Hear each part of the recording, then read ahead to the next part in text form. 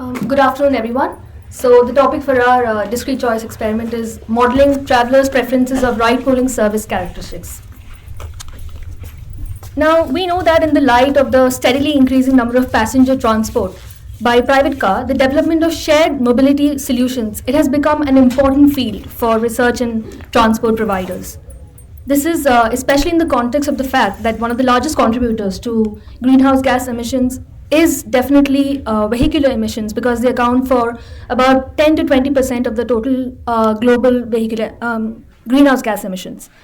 And to support this fact, there have been recent simulation studies that have shown that the number of vehicles in cities could be reduced to a smaller proportion of the nowadays vehicle fleet by the deployment of autonomous shared vehicle fleet that pools the ride request of the travelers, and this contributes to the reduction of traffic volume and the related emissions.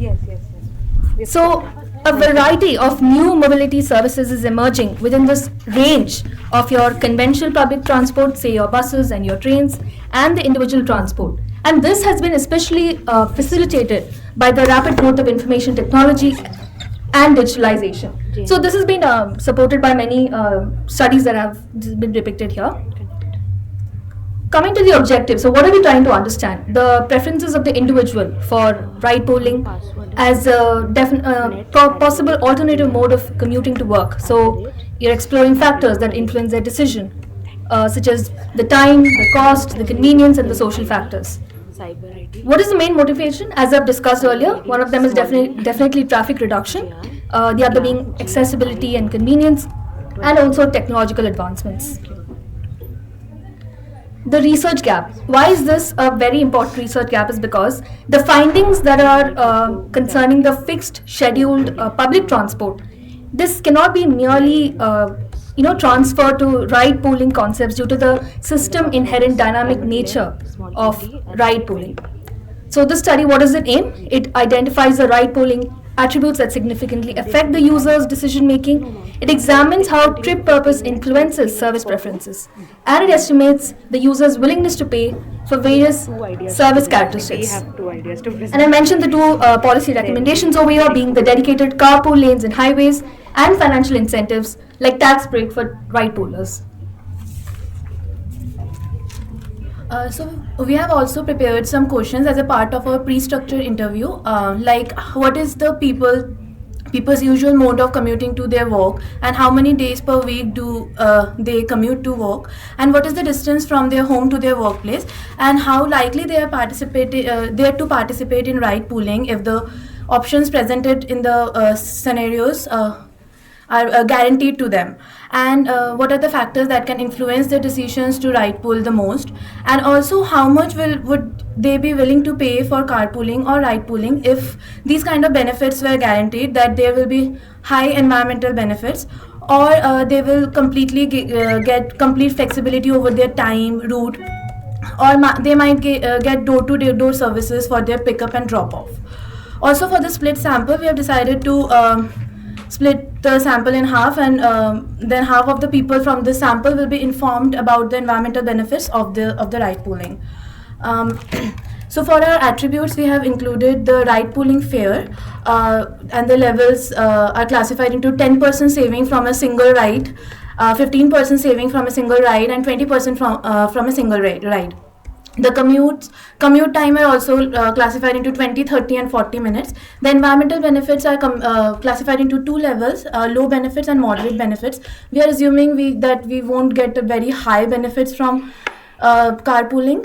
So the low benefits will include reduction of traffic and less car emissions on the road.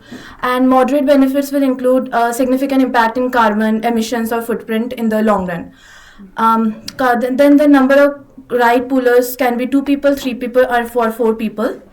Scheduling flexibility can be classified into fixed pickup, slight flexibility with time, that is they can be late or early by 10 minutes, and complete flexibility with time and route. Pickup and drop off location is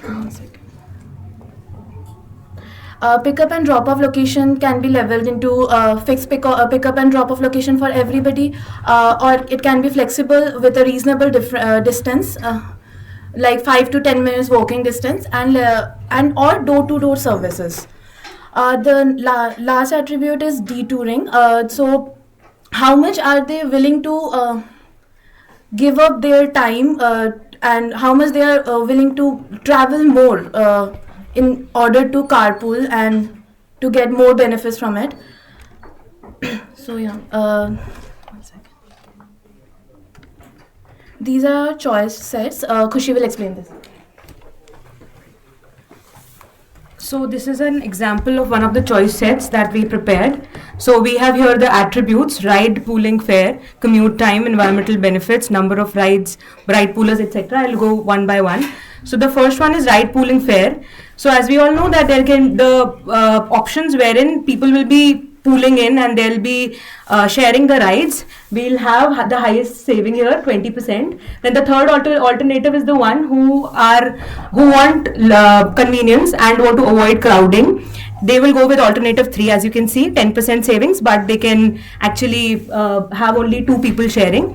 And then the reference point here shows the place wherein there will be no ride pooling. So this is the reference point, for example, individual cabs.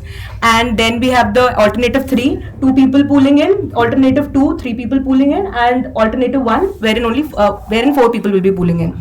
If you look at the environmental benefits, the alternative 1 shows us moderate environmental benefits, alternative 2 shows us moderate environmental benefits, and low environmental benefits in the first one, because the person is sitting alone, and that is the option wherein 2 people will be pooling only.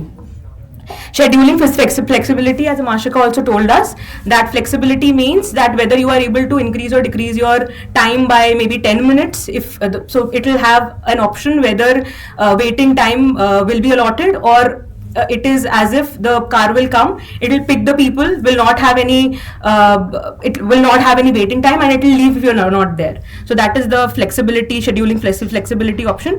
Pickup and drop locations is also very important, because fixed location, as we were also discussing earlier with sir, that women might prefer door-to-door pickup and drop services. So this is one of the options that people will be considering while choosing their alternatives, because as you can see, alternative 1 has fixed locations, whereas alternative 3 gives door-to-door service, which will be more which will be better for women who prioritize safety and prioritize door-to-door services over maybe having a cheap service. And then detour. So this is very important, and here is where the trade-offs comes from. So if you are saving, if you are going alone, you might not have to undergo any detours. And if you are, for example, going with alternative 3 wherein 2 people are sharing, you might have to undergo a detour of 2 kilometers maybe. Alternative 1 shows an option wherein 4 people are pooling in, so it also shows the highest or the largest detour, which is 6 kilometers. So here is the trade-off, whether you want to save on time and save on your detour, or you want to save more on money. And then, as we already emphasized, we can have a split sample wherein we can let people know that this is the amount of trees you are saving, or energy you are saving, petrol you are saving, lesser pollution if you are going with for an alternative wherein we are sharing, and on the other hand, as compared to going alone, which will lead to more pollution. So split sample we can see that. So this was the choice set. Thank you. So Amashika will be taking over. So that's it. Thank you so much. Our team also had another idea. So these are 2 ideas we had. First one was this one. First one we have already presented by Tamanna. Second one was this, and third one is by Sanskriti. So first we have discussion on this. Yeah. Yes, ma'am. Yes, ma'am. Yeah, a little bit. Arjun, do you want to? Yes, I really like this idea. We were discussing it earlier. We were discussing this idea earlier, and I thought it was super good idea. I came here in the middle. So ride pooling fare express a saving with respect to what will it be? So for example, the reference point here is going alone. Okay, how much you will pay if you were going to alone. Go by yourself? Yes. In what transportation mode? Maybe in cab or cab, exactly. Then the minimum fare or whatever that you have when you are traveling from one place to the cab fare. Yeah. And the other 3 are saving with respect to it on a personal level, individual level. Mm-hmm. Yeah. Okay, that makes sense. I really like it. I think that this could have a lot of potential here. Something that you have to work. Go back to if you think about it, this is, you can think that this is Uber. Mostly when you are talking to door, no? I mean that, and if it is highly flexible, door to door, no detours, that's Uber. But an Uber also has the option these days, I think, actually of pooling, no? Yes, they do. So what I'm saying this is, I do believe that they have here a business idea. Truly, because what you need to know is how much people are willing to pay for the non-Uber option. Right. Yes, sir. So how much people are willing to pay to share with 3 people that are people that they don't know? How much are they willing to be a little bit more flexible, and whether they will be willing to take some detours, because this is carpooling. This is not a private service called Uber where you can basically expect the full service. Right. This is not your driver. This is a regular person who is going to be willing to go in this way because he's going to be saving On money, fuel, and maybe making some bucks. But at the same time, by everyone pulling, you will be saving the planet because you will be not having so many cars on the road. Because that is kind of, to me, the main point, that when you explore this idea, you explore the idea that this is so that you take cars off the road. Yeah. the road. Because the Uber put cars on the road. A colleague of mine, Chanda Krishnamurthy, with whom I share the wall, he's these days finishing the first draft of a paper where he's estimating the impact on congestion in LA of Uber, congestion and pollution. And we have talked about it, and he's showing the impact on congestion due to the extra cars from Uber. And he's totally doing Uber because he has access to micro data, this big data. But then here, the environmental component comes from the fact that actually the people who will be offering the service will be people with their own car who usually drive by themselves, that are going in the same direction, right? Absolutely. So, yeah. And then somehow that person will need to go a little bit farther, a little bit. Right. Now, that means that this requires this is demand. I didn't emphasize that much in the course, but several of your ideas require you to think both in the demand and in the supply side. Here you will be obtaining the demand for the service, and now you need to go and repeat this on the people who has a car, who commutes daily by themselves. Yes. And then basically how many people will you be willing to share, with what flexibility will you be willing to do it, in pickups that are fixed or not. So basically this, but from the supplier point of view. Right. And then I truly believe that if they do it, you guys have the essence for doing your own application. Okay? Yeah? Okay. More comments there? No? Already there with BlaBla. There's an app called BlaBla. They already do it? Yeah, they already do it. I didn't know. They really Idea do? taken. But that app is not registered yet. So It's not? it's not legal basically, not regulated, not It's not registered. regulated, but it's done. So it's a carpooling service. It's Kind very of. done in very large scale actually in India. Oh. BlaBla. In Mexico, we don't have blah blah. Let's go and do it in Mexico. In Mexico. Yes. Yeah. Okay. Well, go and check what is the service of blah blah, Okay. Yeah, definitely. and check what you could explore further with your discrete choice experiment. Because here is the thing: one of the reasons why it's not taking off is not only because it's not regulated or not necessarily allowed. People will be demanding to regulate it if they really wanted the service as it is. So my guess is that if it is out there but hasn't taken off, there are improvements that can be done. People are maybe demanding the service, but we'll discuss it. Yes, so safety Women can may be not be very safe, Right. so you should be exploring those challenges. Right. People abstraining from taking these services because of safety reasons, maybe Safety. because it is not regulated. So once it's better regulated, maybe more people, especially women, can go for this option, carpooling. Yeah, but Definitely. also maybe think if it is fixed, maybe they want more door-to-door service. Think if it is, I don't know, or what is the level of flexibility? Because there, when you say flexibility, maybe You want to measure it just by the minutes, like 5 minutes, 8 minutes, 14 Plus minutes. minus 10 minutes, maybe moderate. So minutes wise, yes. Yeah. For instance, that could be how it should be. So there can be another app just for women for this. For instance. Yeah. Also, women with women driver, as you were saying. There, earlier. business idea. I think that is a good business idea, then. For real. Absolutely. I don't know whether that will increase or decrease the pollution, because once it becomes a business, maybe more women will want to drive cars and there will be more cars, but probably in the equilibrium there will be less pollution. But Right. that's a good idea. Yes, yes. So for instance, you could redefine this for women. What will make you as a woman to take a carpooling service? Absolutely. And then you already have most of the, okay? Attributes. Yeah. Thank you so much, sir. Thank you so much. Thank you. San- Okay, so yeah, so we'll have the next presentation, Professor Samina, and she'll present her idea, and it'll be different from the ideas that we have been hearing so far. So let's have her. Thank you. Move a mic with you. Everyone is sharing your presentation with us, no? So I can also send comments over other presentations. That will be very helpful. Thank you, sir.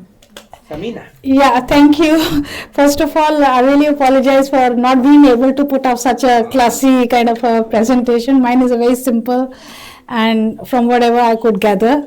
And I had initial discussions with you. So this is about, do you want to connect it?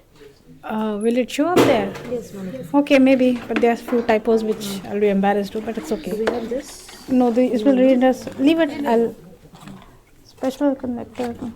Yeah, so this is about to determine companies willing to invest in training employees if they're faced with a situation where there's a regulation that you need to have certain jobs fixed for the nationals. Remember, we were having a conversation. So invariably, the thing is like that, these nationals are not of very desired skills and are not as hardworking as the alternatives expatriate available labor would be. But the government want to really push their employment, and so it's come up with this regulation that you need to have this X amount of quota in each sector, in each company where they are bound to employ the nationals. So regulation like this, it is sort of these quota levels vary, and they also tend to increase over the years. So the attributes which I possibly thought of was the quota levels depending upon like 0 to 10, 10 to 25, and more than 25, not 20%, sorry for that. So depending upon the quota levels, they would sort of, have their options worked out for themselves. Another attribute would be the level of skills they face from the potential employees. Are they medium, the low, medium or high? So these could be 3 levels. Then depending upon the levels of skills they face, what would be the training requirement? Oh, sorry, it's gone. So again, will it come back? Yeah. So again, the training requirement could be one attribute, and the various levels, low, medium and high. Then retention rate is also an attribute, because you end up in a situation where the employee is not very happy, not very satisfied, and he feels that, okay, I'll anyway get a quota in some other, so I'll jolly well leave. So there is low, medium and high levels of retention. Then the company would think, okay, given all these, how likely are we to comply with the quota? So the levels would be not comply at all and pay the fee, pay the penalty, or partially comply or fully compliant. Then I put the willingness to pay fine. Not willing, somewhat willing, and willing, rather than incur the cost of having a low productive and not so dedicated employee. Then I thought this is what we would like to know, that what is the willingness to make investments in upskilling, given the fact that you know that you're going to face these regulations and these quota levels would increase and not decrease. So jolly well make some investments and derive some positive returns from compliance as well as investments. So the choice sets would be, I hope it helps. So choice A, again, depending upon the quota levels and your level of employee skill, requirement, training, retention rate, you would likely to comply or pay the fine, or think about making a investment in upskilling programs. So there are three choice, and the fourth would be business as usual. I don't know whether it makes some sense or not. Yeah, thank you. Thank you. Let me react. And I think that, I really like this. It's giving me several ideas. But let me ask you one question. How will you describe the status quo in the right based on those attributes? Yeah, this was something which I was finding difficulty to find an answer to myself, but I thought it would be something called business as usual. Okay. I neither make an investment, and depending upon what I face, depending upon the skills and likelihood of the employee staying with us, we would comply or not comply. I mean, I'm myself not very sure. Maybe you can help me with that. But what about the quota? Is there already a fixed quota? Because they cannot choose right now a quota, right? They have a quota. Sector-wise. By sector, exactly. Okay. So, because here is how I think that could be a cool discrete choice experiment. The way that you can think on this is presenting alternatives to the employers to move away from the status quo. And it's going to relate a little bit with what we did with Sangeeta and Chandru, because basically what you want to tell them is, how much will you be willing to pay to not have to face the current quota? So you will. No, if I can correct that, how much are you willing to invest in order to have positive returns to compliance? Because if you comply and Yeah, I get it. you anyway have to comply. Yeah. So either you lose by the compliance Yeah. by having unproductive employees, or invest on them to get positive returns from them. Yeah, That's now I it. remember. It goes in the line of what we were discussing. Okay, now I got it. So right now the status quo is. So compliance is like, Right now the status quo is people hire a given quota, and that's it. I mean, they don't gain anything out of it. But then you could choose between training or not, with high, medium, retention rate, compliance with quota. Okay, I feel that the first two, quota levels and employee skill level, the quota level, if I understand correctly, you don't choose it. They are imposed. So I will not make it part of the attributes, because you as employer cannot really choose your preferred quota. What you could also, No, we are actually not choosing any of them. No? We are making the decision based on the given 1, 2, 3, and then the fifth is your decision parameter. Is it? That's how I understood.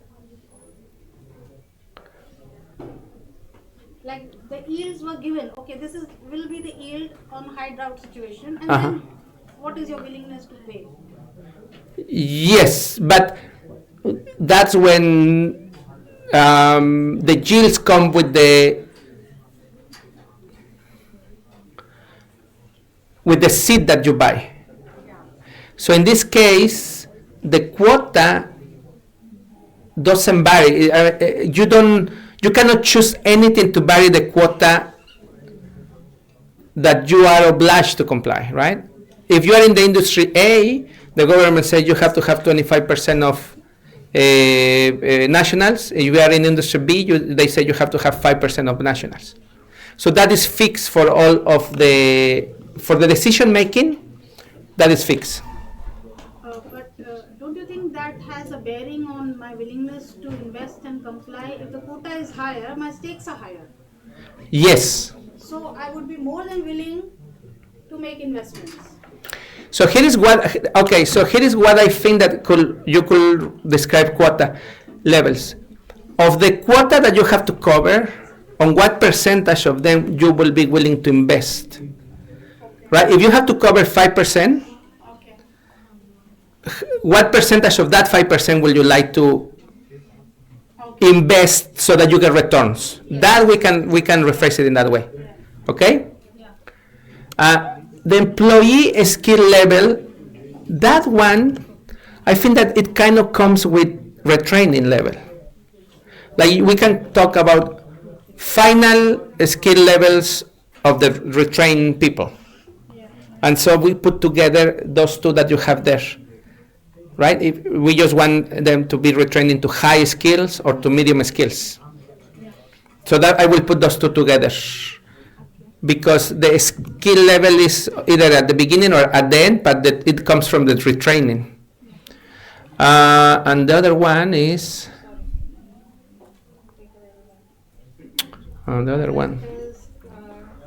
Compliance with quota. Exactly.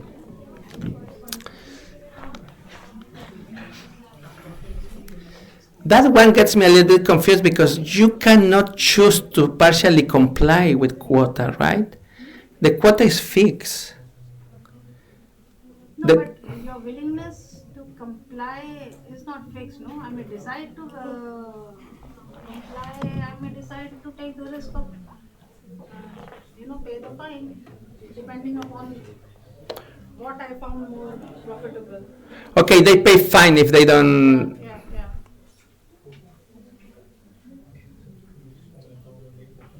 Excuse me, sir. Yes. Why can't we have interaction dummy for the skills and the training part?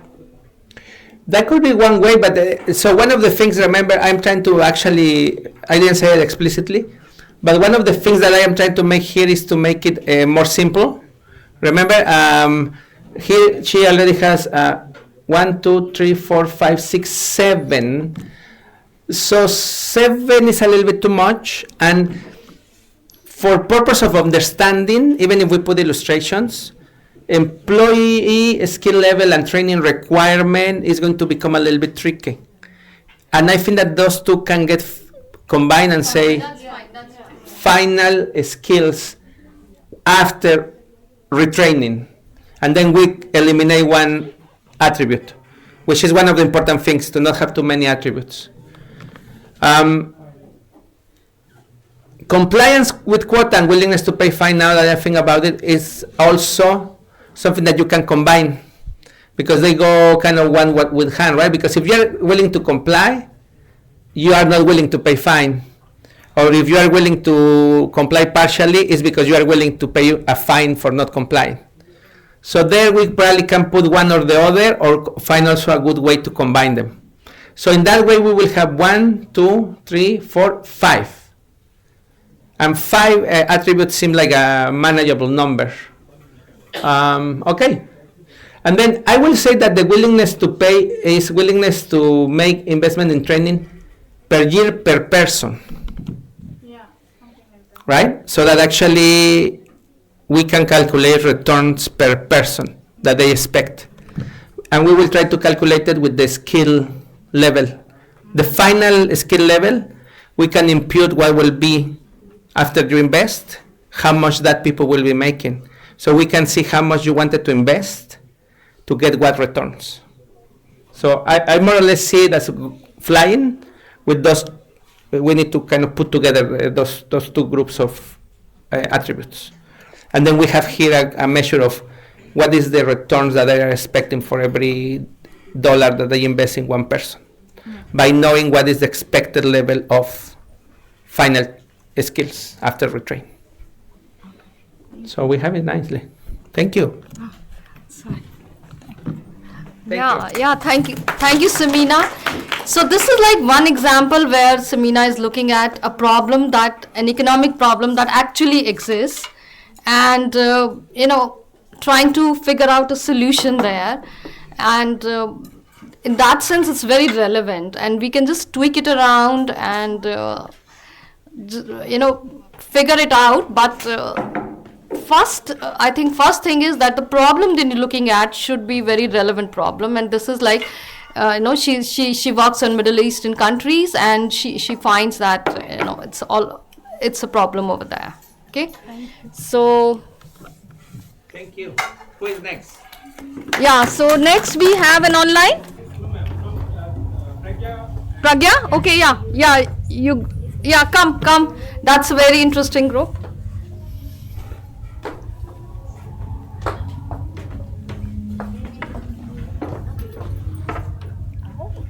Yeah, please, let's not, waste time. आपकी mails दिख रही हैं.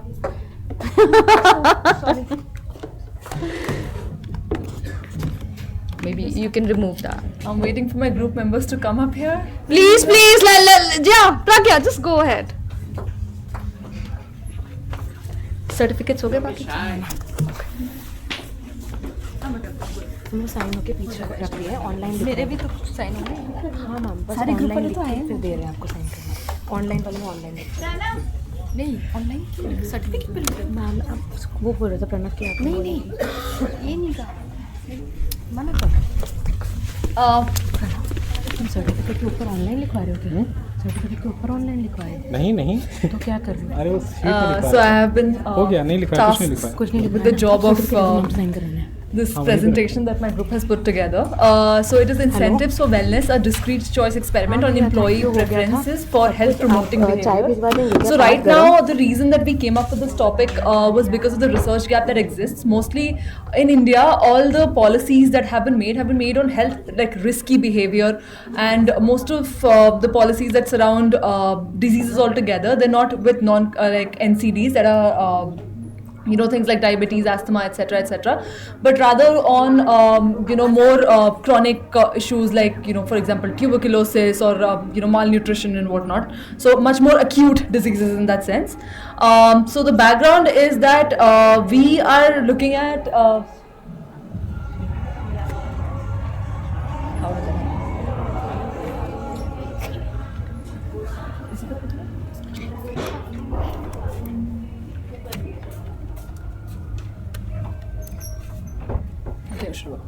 Alright, yeah, I'll go ahead. I think it should come in a while. Yeah, so the study is basically about a supportive workplace culture that basically promotes a preventative healthcare lifestyle.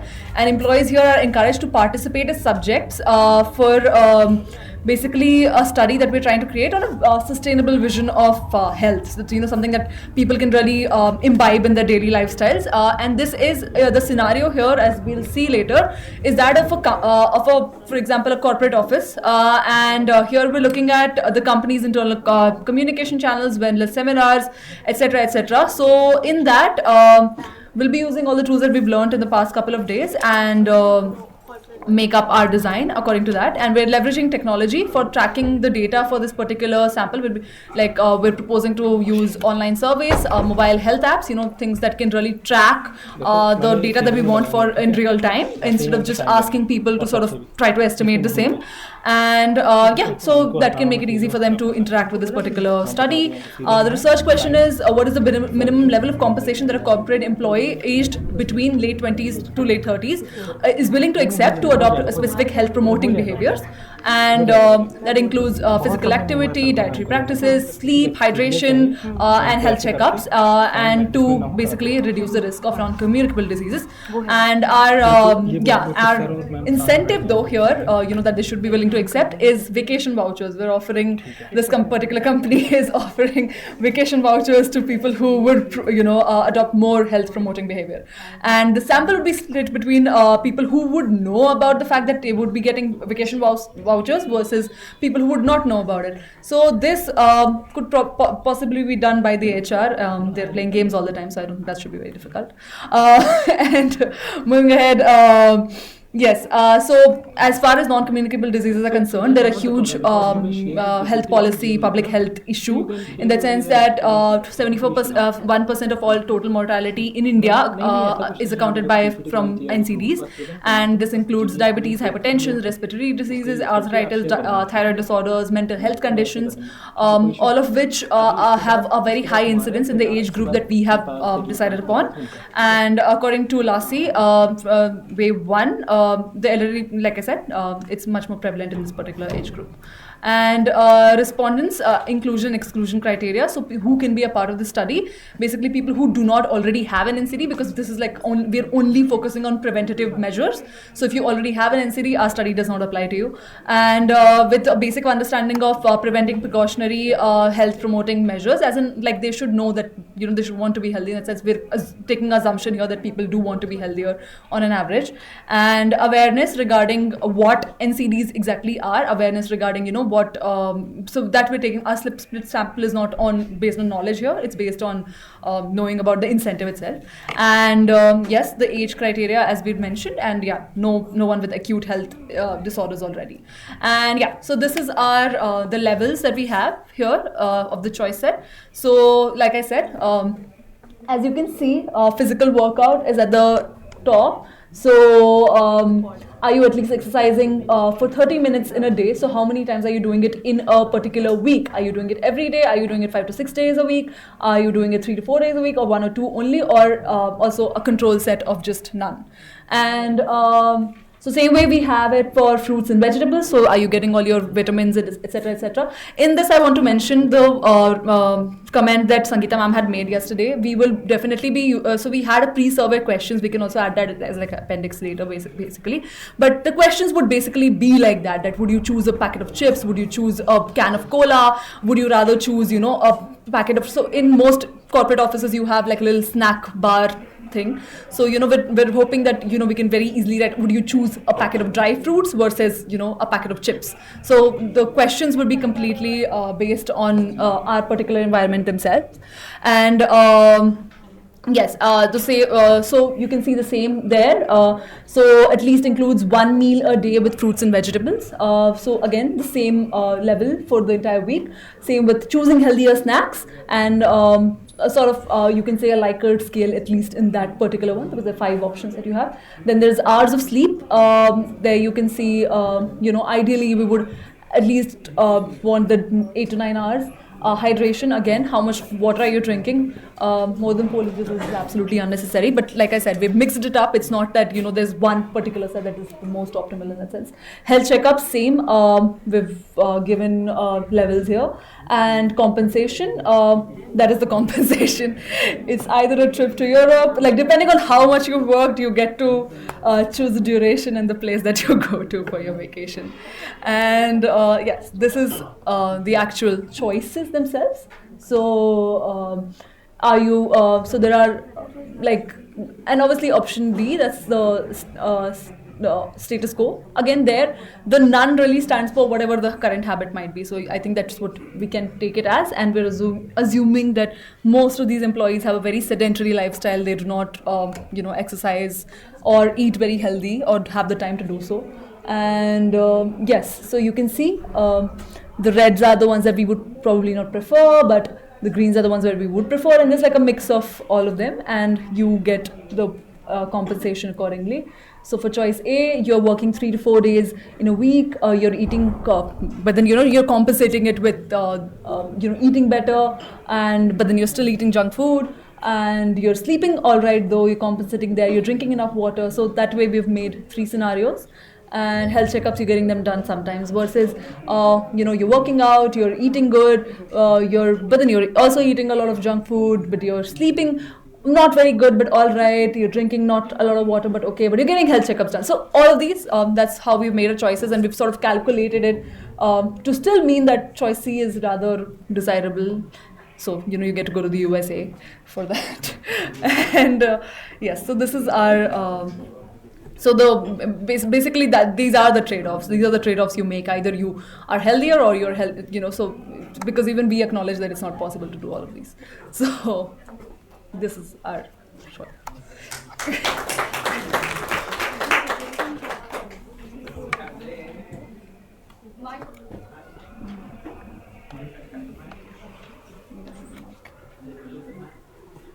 Okay, just so that people hear in the online, but that was great. I mean, we talked about this 3 days ago, and the concreteness in the exercise has moved, because I think that we were kind of missing the population, or we were missing Mostly what I was worrying when we started talking about this was the payment. How were you going to pay, or who was going to pay? So I really like that you are focusing on prevention, right? Because one of the topics with the initial population was that it was difficult to measure the intangibles, but also it was difficult to measure in someone who was already elder than 60. It was complicated. This one has a lot of potential. I hope everyone sees it. It's prevention. The question is, what incentive do I need to put to you to have certain, how do you call it, a healthy, health promoting behavior. Health-seeking behavior. Health-seeking behavior. And I think that with nowadays apps or whatever phone that we have, most of this is possible to monitor, right? We can monitor physical workout, we can monitor sleep hours, even hydration, we can monitor if you do checkups. I don't know if we can monitor fruit and vegetables, but I guess there can be an app where you take a picture of your food. We cannot make sure that you eat it, but at least if you're taking it there, I mean, you probably better eat it. And I don't know if you could monitor substitution of junk food. That we might need to see if we drop it because it's monitorable, and therefore, because you already have 1, 2, 3, 4, 5, 6, 7, 8. So if I was going to suggest something that should be dropped, well, not that should be, but could be, is substitution of junk food. Okay? Let me just, because I am thinking on monitoring. And more or less it's believable that we can monitor the other things if you as an employee sign that you are willing to be monitored by your employer. Now, the compensation, I love it. If we were going to aim to do it, you want to know whether this is feasible. I don't know how feasible this happens in what kind of industry.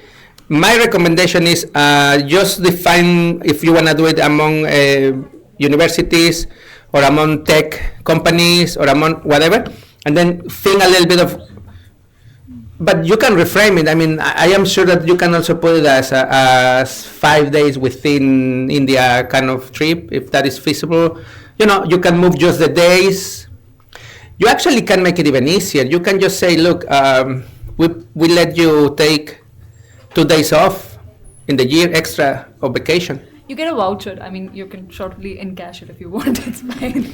Yeah, that's the other thing, right? It's a voucher. But, you know, it's one of the things with the compensation is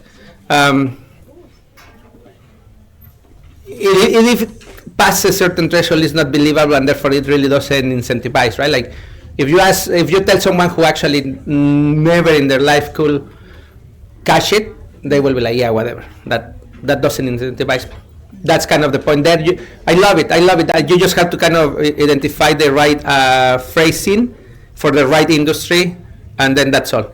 One more thing is, I love this. This is a nice choice description of the status quo.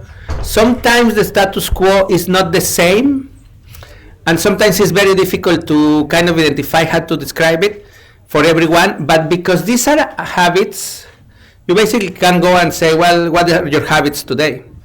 And then you keep them fixed as the status quo, that you keep having your current habits, or you choose A, B, or C. So, yeah, I don't think I have and then you will be able to see how much do you need to be incentivized to do physical workout and eat vegetables. That's, you know, maybe how much, depending on how much the employers are willing to put, that will be how much you can get out of this people. You know what I mean? Like, you will maybe get that they need a whatever amount of money or incentives, and then you don't have it. You at least know what you can cover. The final thing is very important that if you do this discrete choice experiment, you are aware that you can monitor the effort, and of course you are going to have health checkups, but you cannot monitor the results, or you cannot you have to make very clear that you pay for the effort, but not the result. Right. Because I could be doing everything and still, develop diabetes because of genetic disease, genetic epigenetics. Once you make that clear, you pay for effort. And of course, if this is done, it will be awesome to establish a cost-benefit analysis based on before and after, no? But this is a very good beginning. Okay, you guys wanted to participate. Yeah, sir, as far as the substitution for the junk food that you were talking about, you were talking about that we cannot substitution of junk food we cannot monitor, like your question was, na?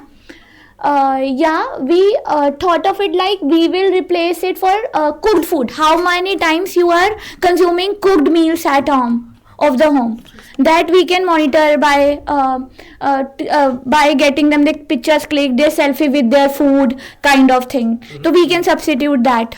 Very good. Yeah, one more thing I was in doubt while finalizing this compensation 5-day trip to Europe, 10-day trip to South Asia and 3-day trip to USA. From the supplier side, like the employer side, it was like, how will he decide how much he is willing to pay for that? Willing to accept is totally fine, but willing to pay, what is going on being an employer's part. So the willing to pay for that trip from the employer side is same for 3 places. Like in case of a consumer or a demander, the Europe, South Asia and USA thing, they can go from their preferences. Like I want to go USA, I will choose to drink hydration of 1 to 2 liters of water. First they will decide we will want to go to USA, then they will decide the health promotion behavior they want to adopt. First, for the confusion we were in that. Second, from the supplier side, the willingness to pay to get their employees follow these health promoting behavior. The cost of all the 3 trips almost coming to the same. Okay. Yeah, because USA is a little bit expensive than South Asia, and they are going 10-day trip to South Asia and then a 3-day trip to USA. The days will be compensating the place. So their choice of preference can make them follow that health-seeking behavior. I like it. Yeah, that was the I really thing. like that you are thinking on something really interesting. Really here, if the average price cost is the same, you really are exploring whether they have preferences for Europe, South Asia, or We're not USA. trying to punish people. Exactly. Exactly. No, that's a good one. I like it. Just make sure that you get it in the range of compensation that is feasible. Okay. For that, you need to do some semi-structured interviews with employers to see what will they be willing to. Willing to pay. Yeah, if we take that demand supply side market. Yeah. Okay. We can go with both sides now. We have 2 DCs for both. Yeah. Exactly. How much willingness to pay for the suppliers or the employers to get their employees follow health-seeking behavior. Exactly. You have the 2. Okay, thank you. So with respect to your comment regarding this, leafy vegetables or fruits and vegetables and junk food, that how to monitor and all, Pragya has already discussed what we had in mind. I just wanted to add another thing that, our target population is corporates, right? Corporate employees. So I think we can somehow monitor that, there are canteens in corporate offices. So in my family also there are people, who eat food there. So we can somehow assess that how many vegetables they are including, or how many meals, or how many, so suppose there are 3 dishes which are prepared. So whether they are containing leafy vegetables or not, and also within corporate offices there are, different types of snacks which are available. Things like coffee and tea are there. So we can somehow include this. And also, as Pragya mentioned that there are incentives regarding this trip, supply side things are also there, demand side factors are also there. So employees have also, some kind of incentive to share pictures as well. So I think some way we can still figure out how to monitor this. Perfect. The proportion of plate that they are having at their lunch at the office, we can monitor that fruit and vegetables thing. Because we can control that, we are providing. Yeah, That's like in schools they are having, they have daily schedule for the children to what to bring there in tiffins kind of thing. We can do that. It's just basically that you guarantee or can have So a I way of think monitoring. we'll have to move to the next, Okay. but this was really good. Thank you very much. Very good. Very, very good. Yeah, that. We can have a Policy. discussion. We've just explained it, but yeah, we wanted to keep it Right? at the table then. Okay. Very good. So, yeah, I mean, before we move on to the next presentation, I want to take this opportunity to thank Professor Samina, who has been with us for this course. You know, she's chairperson. I can imagine how much administrative duties she has. She's also teaching. She has her own research agenda and research students.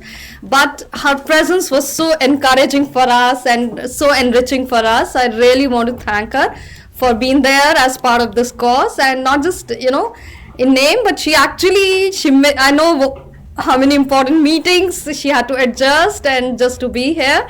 So I'll request Professor Samina to give flowers to our guest of honor. So Adam, can you come here?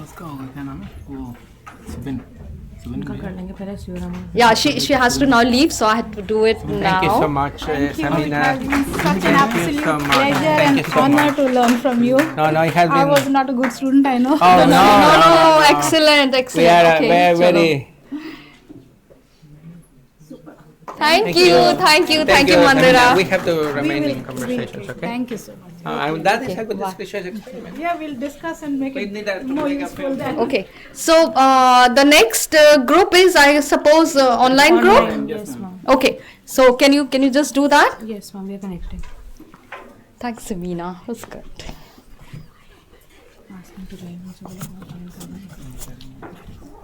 Hi, thanks.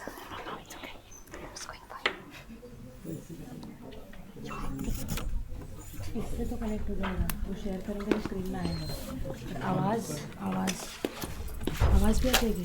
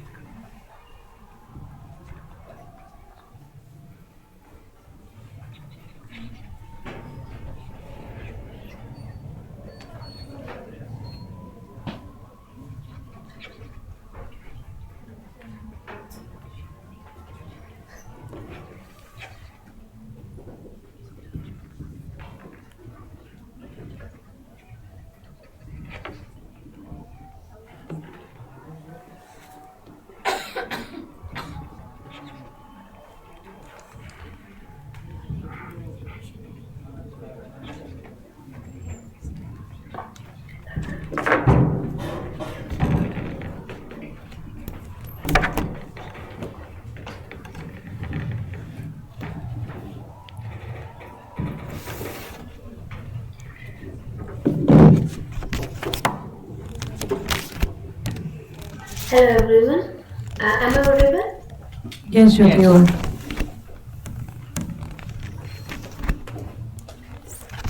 Hello.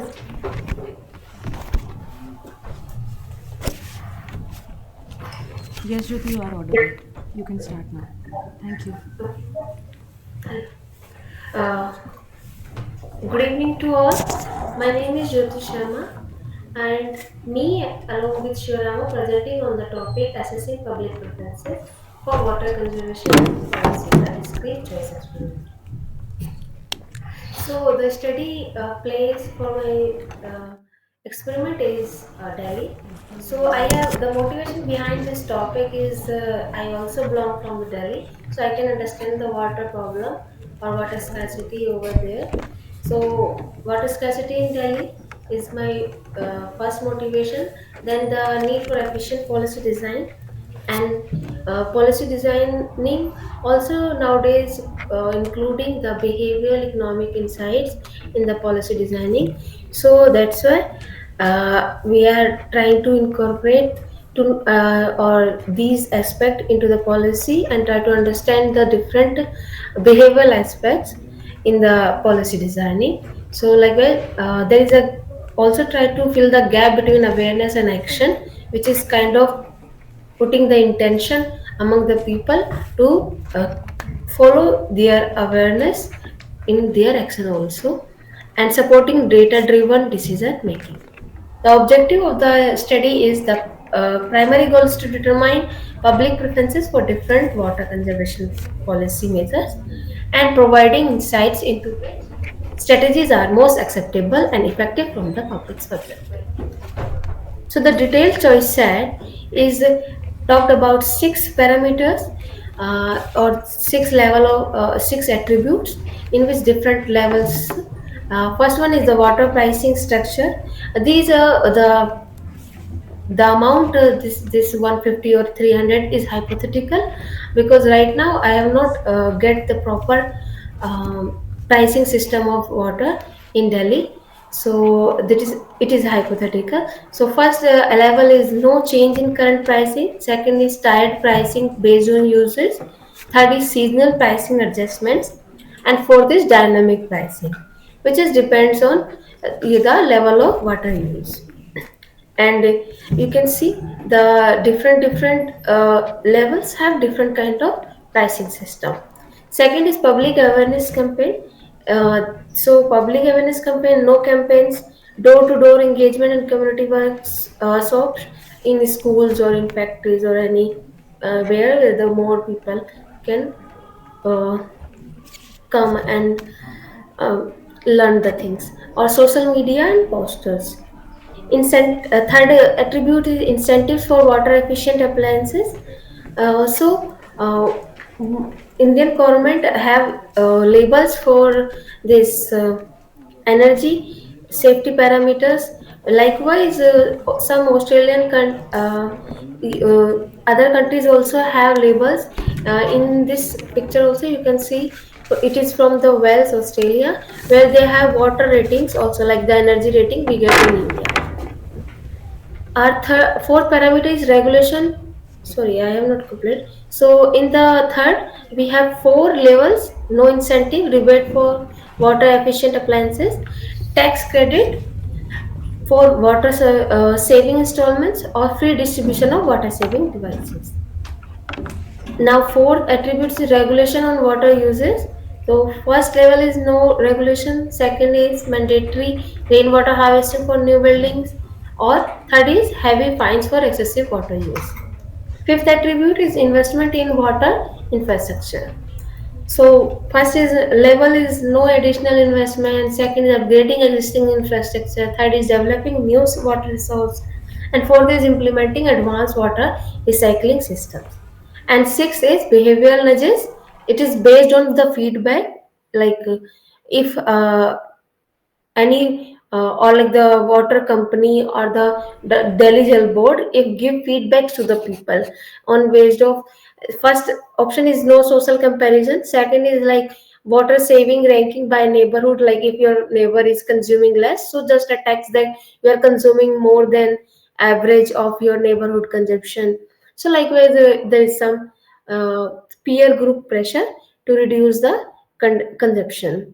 Third is real-time app with alerts and comparison. Like you frequently get messages from Delhi Jet Board or maybe some their app which can notify you that whenever you use above the limit or like more consumption. So this is the choice set. Choice set like doing full factorial design is not possible. So we are doing partial. Partial we are using SPSS, orthoplan, or maybe we can use sawtooth to find out the most prominent choice sets. So one of choice set I'm showing here. I know it's not that much like attractive, but I'll add some of the pictures into it later. So for in this, I am showing three options: policy option A, policy option B, and status quo, depending on the attributes, and people can make choices accordingly. So expected sign can be, and based on these attributes, we will design the questionnaires also, in which first we just add the general attributes and get some information based on opinions about water scarcity or environmental issues, and in second we give this choice set for the from the data for the data from the people. So expected signs can be water pricing structure. It could be in tired or increased pricing may have a negative sign to adopt the water conservation things, or due to higher cost of consumption. And public awareness campaigns, positive sign can be accepted. Incentive for water efficient appliances, it should expected that have positive sign, and incentive are generally well received. Similarly, regulation on water uses sign may vary according to the people, how people will perceive any regulation. Or investment in water infrastructure, it expected to be a positive because investment in infrastructure may typically viewed favorably. Thank you. And your valuable feedbacks are welcome.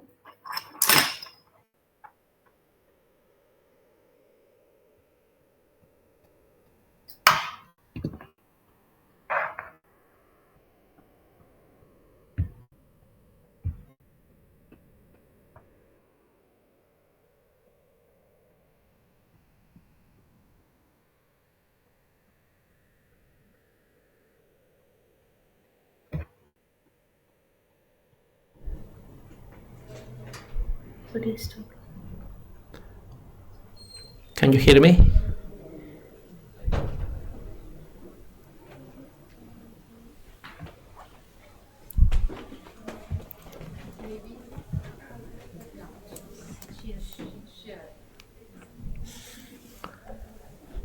Jyoti, are we audible? Yeah, ma'am. Can you hear, sir? Oh, probably I need to talk to her there, right? Yes. Okay.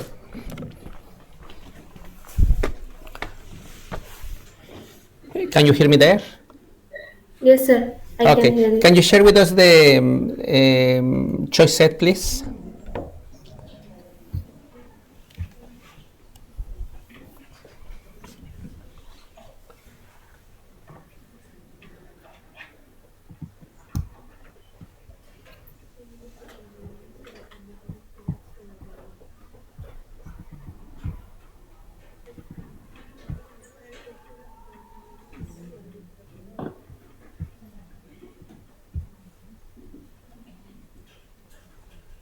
Yeah, there. Perfect. Something that was not clear to me because I am not from here is what is the status quo in the water pricing structure? Sir, no need to change whatever is going, so nothing need to change. That's why I'm mentioning this like status quo. So, but right now there is no, everyone pays the same amount per liter that they consume? Sir, mostly there is no meter in Delhi, but in the civilized, more developed societies have this meter system. Okay, okay, okay. I see. Okay. Because, so when I was thinking on the water pricing structure, I like your suggestions in terms of being an economist, but I wonder whether it is realistic in the current situation to go from this not necessarily matter to tire and then to dynamic. So who will be your respondents? And do you think that the respondents will they have meters so that they can pay in that way? Sir, the respondent will be the normal household which who have water meter in their house. So and like that only. So, but I am imagining you will be aiming for upper middle income class, right? Because that's where you could implement something like this. Yes, sir. Okay. Okay. I mean, I will definitely make sure to go for upper middle income class to higher, so that actually this way of paying makes sense, because that's where the technology can be implemented. Or sir, we can go to DDA flats also, in which we have different class group. Like lower income also, they have some one flat this one room or like 1 BHK. Or for the higher income, they have 2 BHK, 3 BHK, and then separate farmhouse kind of. Like they have different section according to the lottery. People get this, and there is mentioned the income group also. So if we really want to get data for different income group, we can refer them also. But it's government agency, so we need to approach Yeah. to them. Okay. And I am saying that because that is also, in that level, in that range of income is where the rebates for water efficient appliances apply, right? Or credits for water saving installations. That you basically are thinking on a given income range here, because otherwise those rebates will not make too much sense in a given income level. I like about the what I like about the regulations is that it will be interesting to see if they have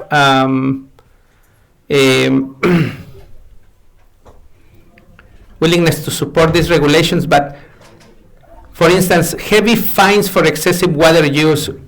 In Mexico, sometimes they try to do that in some periods of that it's very hot and people are wasting water. But the problem is that it's not very believable because it's not enforceable. It's difficult to monitor, and it's difficult to identify the people who are wasting the water, and then it's difficult to take them to the. So even when I like it, honestly, sir, maybe, yes. Sir, maybe when we do this orthogonality check, so maybe heavy fines will clubbed with the dynamic pricing or like tiered pricing. Some of so it will some way adjust into the final choice set, because they are highly correlated according, like as per my understanding. Yeah. Like if anybody is using higher, so heavy fines could be in form of the tiered pricing also. I mean, that one, I honestly will say, would you like to? I will keep it like mandatory rainwater harvesting for new buildings, and nothing else. Like, I will see whether people will be supporting those, which I think that are more promising, because it's on new buildings, because it's more enforceable, and it can be monitored. And I will drop the heavy fines for excessive water use for the time being, and maybe later on we can explore whether that is something to include. And then the behavioral nudge, I really like them, but these ones I will put them as split samples. I will put it as part of the scenario, not as part of the attributes. So you have half of the people saying, well, there will be water saving rankings by neighborhood, and you will be seeing a monthly report. And in another split sample, you will be like, okay, well, there will be real-time apps with alerts and comparisons, so that we can personalize messages on excessive use, to see if that will be something that people will react to and respond differently to each of the other attributes.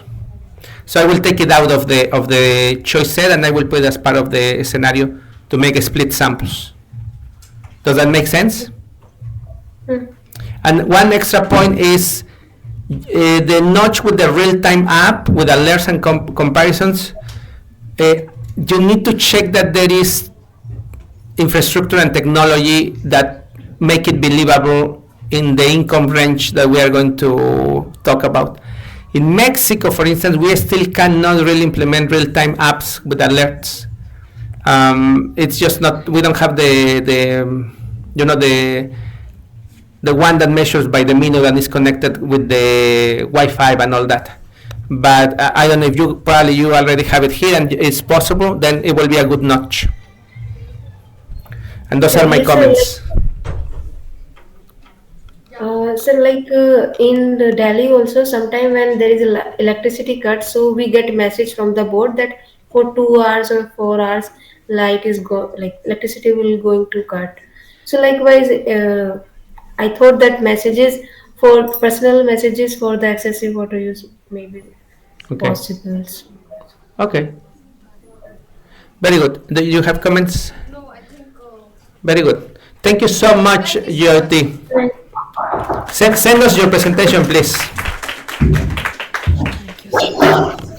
Do you guys need 2-3 minutes to fill up the form, or you can go with the next one? Or would you like that time? Okay, so we go with the next one.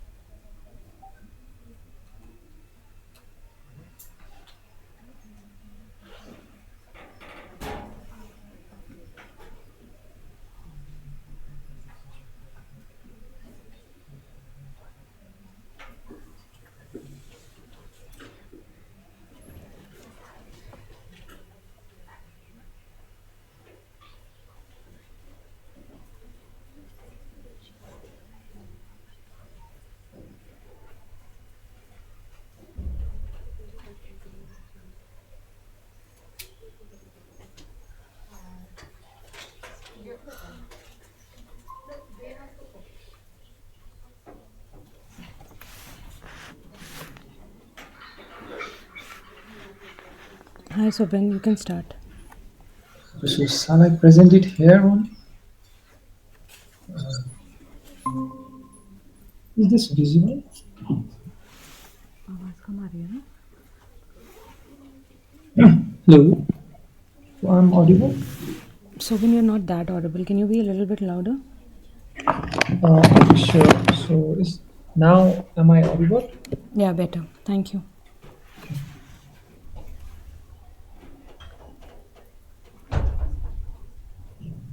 So I will start my presentation then.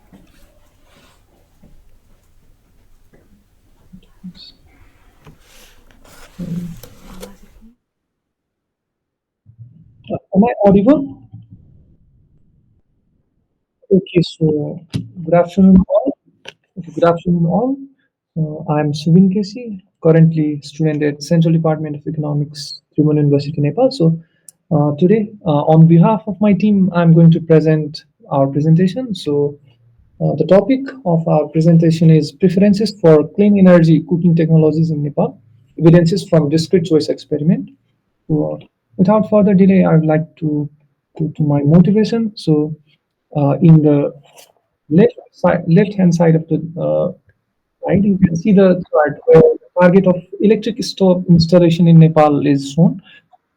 We have National Planning Commission, and currently we are adopting our 16th plan. So according to 16th plan, uh, when the 16th plan will conclude, that is at year 2028-29. So National Planning Commission have targeted that the electric stove installation will be up to thousand in thousands, and currently in base year 2022-23 it's just 54.82 in thousands.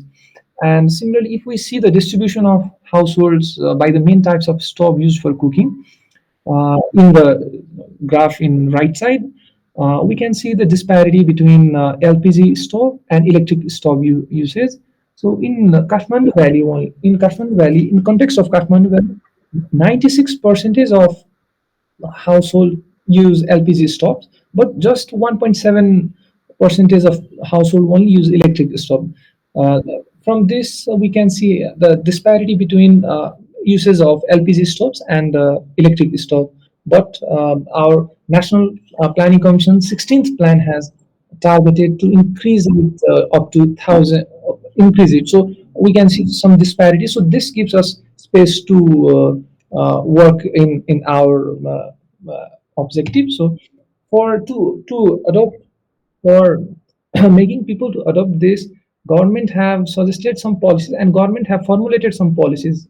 Just in brief, we have noted it down here. So it's renewable energy subsidy policy 2022, full waiver in custom duties for induction stoves, and 20% discounted for election bills up to 150 units. So this is the government policy, and previously we have looked on the targets of the government. So as we were taught in our class also, that if there is any new technology, but if there is no any adoption, then it won't work. So uh, we have looked a little bit for differences on induction stoves and LPG stoves.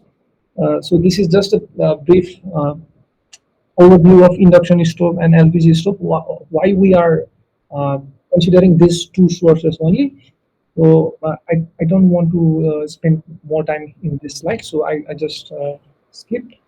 So our rationale of the studies is that we have already seen that there is poor adoption of electric stove in the context of Nepal, and we have already seen that government of Nepal have ambitious plan. So we need some feasible way to achieve it. Hence, our study is developed in the foundation that so as to identification of preferences of consumer for adoption, so as to help the to tailor the policy solutions. Similarly, in the context of developing countries, also the literature on DC study is very scant, and there is no prior DC studies on clean cooking technologies in Nepal also. Hence, our study aimed to fill an important gap, providing insights on public preferences and informing policies for clean cooking solutions. So, our general objective is to examine household preferences for clean energy cooking technology. For example, induction stoves in Nepal. The methodology is based on DC framework, and we know attributes and labels are the core component of DCE framework. So in this presentation, we have briefly listed out the attributes, but we will select 3 to 4 important attributes based on the consultation with stakeholder. And so in next slide, we will be presenting attributes and its label. Uh, so if this is visible, then we have listed attributes and its label. So first attribute we are considering is on operating cost. So if the operating cost is in Nepalese rupees per month per household, so the different levels for operating cost we have assigned here is low operating cost, that is below 500 NPR, medium operating cost, that is 500 to 1500 NPR, and high cost, that is more than 1500. Similarly, in energy efficiency, if the levels for energy efficiency we consider are low energy efficiency, which is below 40 percentage, medium energy efficiency, that is 41 to 70 percentage, and similarly high energy efficiency, that is 70 percentage and more. So similarly, next is our safety features. So if there is no any additional safety, so the levels for safety features are no any additional safety measures, automatic sort of feature, leakage and overheat protection, full safety certification, ISO certified, and other international standards. We will consider it later. Uh, and in time saving feature, we have 3 levels, that is slow, which is more than 60 minutes, moderate 30 to 60 minutes, and fast below 30 minutes. Similarly, we have considered cooking compatibility as an attribute. If the cooking compatibility is limited, that is, if it is only used for boiling or slow cooking, or moderate cooking, that is, most dishes will be prepared, and if there is some limitations. And next level is versatile, that is, all types of dishes can be prepared, including frying and baking. So next attribute we have considered is ease of use, that is, whether the person using requires training or technical knowledge about that device or not. Similarly, simple but need occasional maintenance, or very user friendly. So, in next attribute we have considered is durability and maintenance. That is uh, which requires frequent repairs, that is in less than 3 years, moderate maintenance, that is 3 to 7 years, and then high maintenance, that is minimal maintenance. High is minimal maintenance, that is if maintenance should be done only after 7 years. And then similarly, next attribute we have considered is availability of spare parts, that is if the spare parts is rare, moderate, or easily available. And similarly, we have considered if what will happen if do consumers react if the government gives some subsidies or financial support. So for we have three different levels. That is either no subsidy or partial subsidy. That is 50% of the cost will be covered, and full subsidy. That is more than 50% of the cost will be covered. So uh, till now we have listed these attributes and level only. So way forward, we are planning to do focus group discussion, and we will conduct key informant interviews also to identify relevant attributes among the attributes we have selected or the attributes we have missed. And also we will revise on our levels. So and then we will design choice set more precisely, and then choosing the model for the estimation, and then finally we will design the sampling frame and the questionnaire. So uh, I would like to end my presentation here only. So our main work we have done here is just we have listed some attributes and label. Thank you.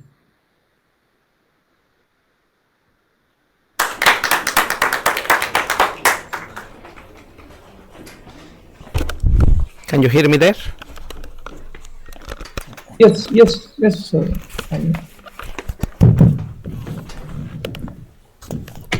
Uh, can we see? Yes. So I really think that I like your proposal. Something that we are missing, or maybe I miss it, is the population. I will imagine you want again a middle income class to upper middle income class, right? Yes. Okay. That's one important thing, so that you know more or less where you are going to be getting your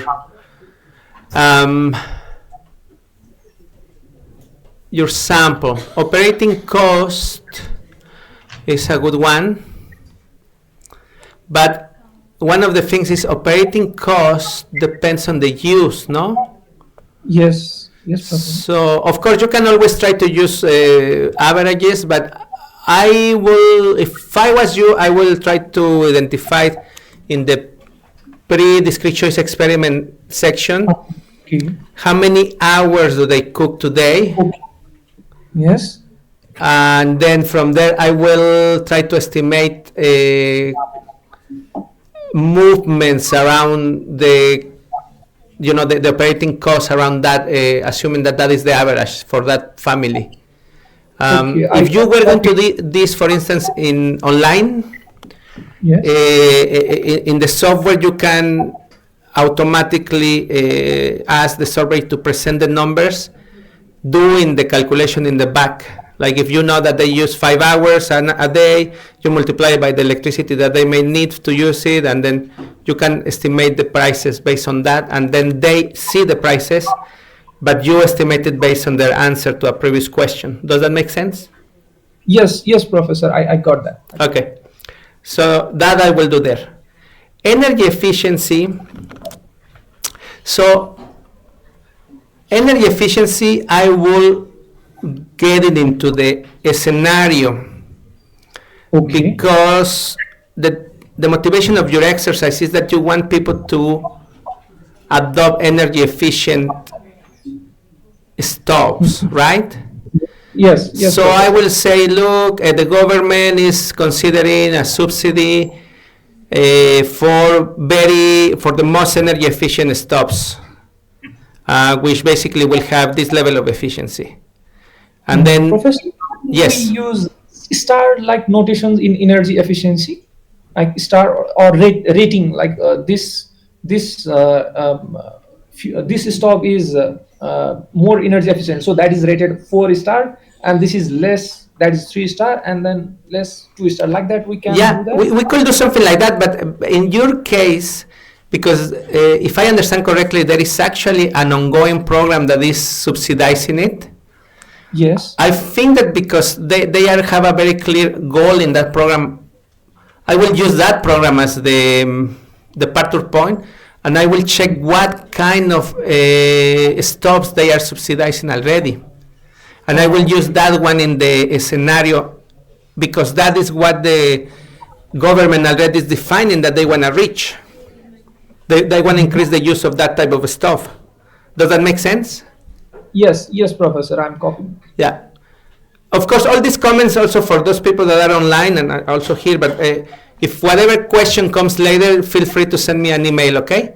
But in this case, I will very much check the program and see which ones are the stops or the energy efficiency of the stops that already are part or that program is aiming for. And I will put it in the scenario. And in that way, we will drop one attribute. Right now, also, I am suggesting that because I see a little bit too many attributes. So energy efficiency, I will drop it, and I will basically use the one that the government wants to subsidize. Okay? Oh, okay, Professor. Now, I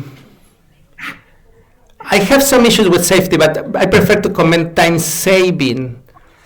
Okay. Time saving, I don't know whether we want to make it an attribute, because it's not very obvious whether more than 60 minutes is time saving or not for someone who spends 2 hours cooking, for instance. As you have it right now fixed, it depends on very much on how long do you spend a day in front of the stove. So either you make a little bit of a trick like what I suggested for operating costs. You ask first, how much time do you usually spend in the stove? And then after that you say, okay, well, based on that, I will present a slow, moderate, and fast time saving attribute. Okay, Professor. Okay. I got it. Yes, and basically what I will do is the time saving attribute, I will make it only positive. That means you don't make a slow time saving, but you cannot make two, the moderate and the fast. Like if you know that a person in average spends 2 hours, this attribute will take 45 minutes. If a person spends 2 hours, this attribute will take a value 1.5, 1 hour and a half, and 1 hour. And if someone spends 60 minutes, this attribute will take 45 minutes and 30 minutes. So it always implies a saving, because in general, I think that could be something that people will want.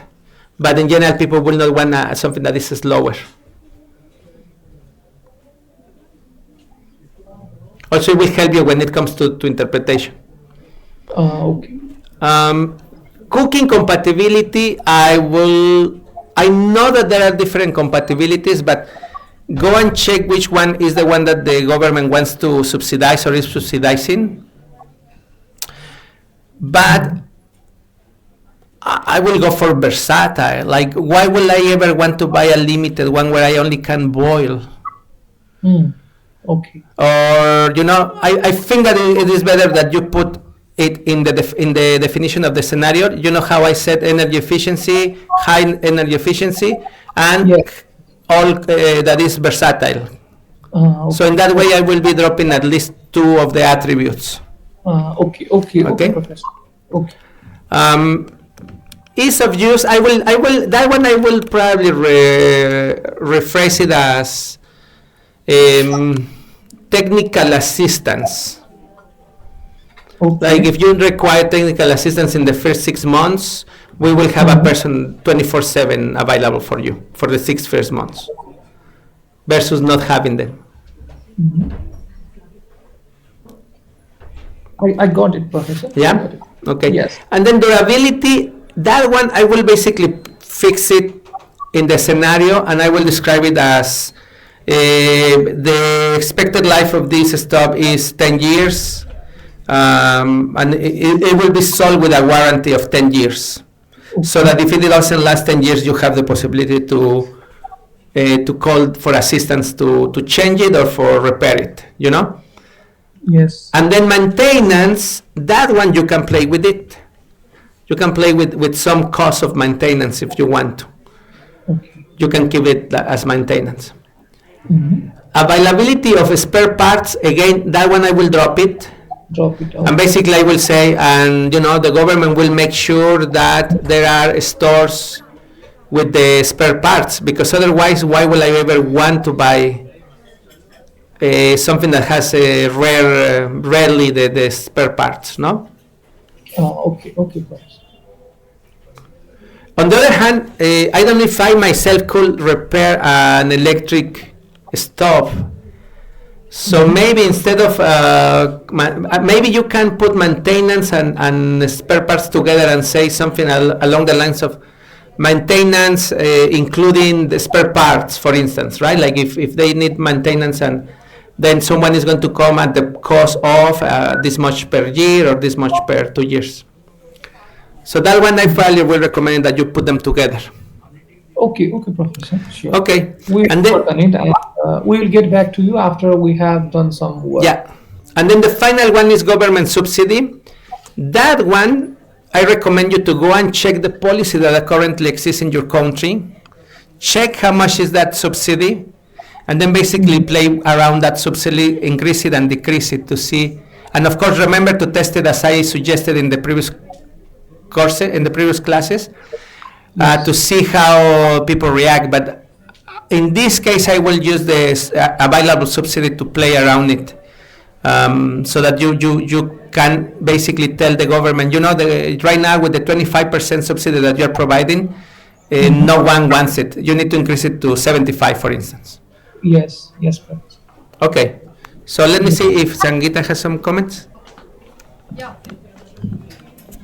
Yeah, thanks Zubin, and you know, a very relevant research problem that you're looking at, which also has policy implication. But my general suggestion would be that, you know, as I understand, you're thinking of how to move people from LPG cooking stove to electric cooking stove. So, Yeah, ma'am. in that context, I'll say that you first look at the two cooking stove and find out what are the differences between them. For example, if you you include something like energy efficiency, I'm not sure what does that mean in the cooking stove context. Okay, ma'am. Yeah, but I like the safety measure because that's something that's clearly different between the two. But again, time saving, I don't know if it's different time to cook in an electric stove as compared to LPG stove. So very generally you just see what's your research objective, and then what are the characteristics difference between the two stoves, and that's how maybe you can say that what will be the trade-offs. Okay, yes, ma'am. Thank you. I got it, ma'am. Thank you, ma'am. Okay, so maybe we have time just for one more, and please a round of applause for Subin. You want to go next? That's Bhavna and you. It's a different group. Okay. Let them. Maybe let's just do it with short presentations, and that way both groups get time.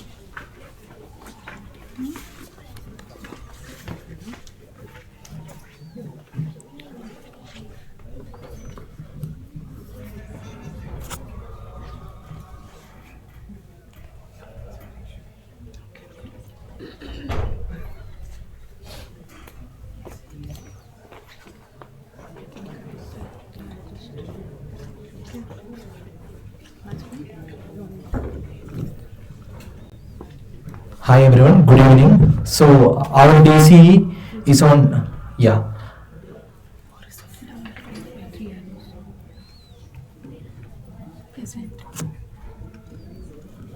So our DC is on improving waste management through segregation.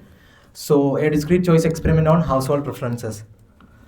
So now let's see what is the current situation in India as of 2021, a report by Central Pollution Control Board, India generates 1,60,000 metric tons of solid waste daily. So that's a huge number, out of which only 50% is treated. 18% goes to landfills and 32% is unaccounted for.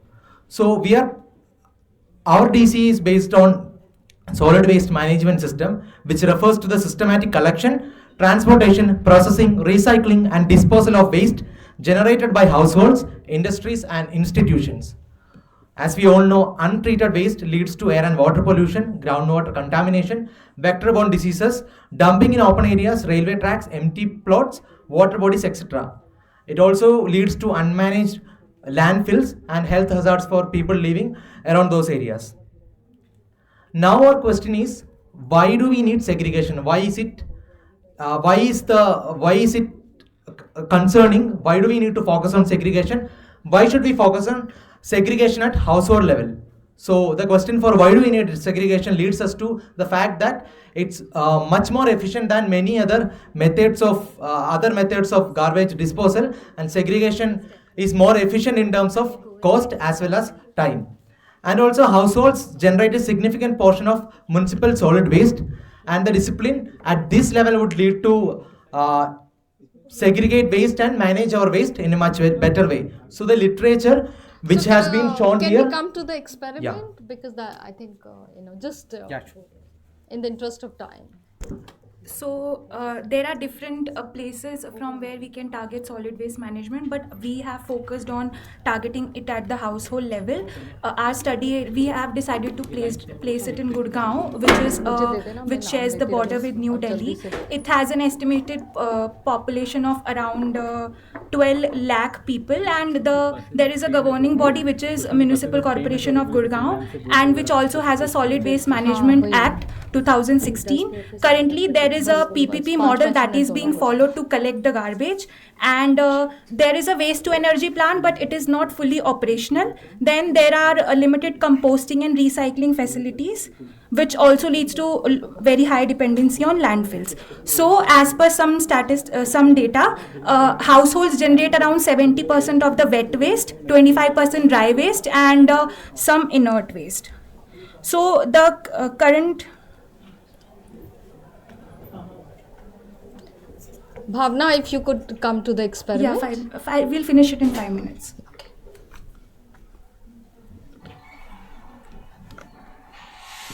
So this is the current situation of how the waste is being managed.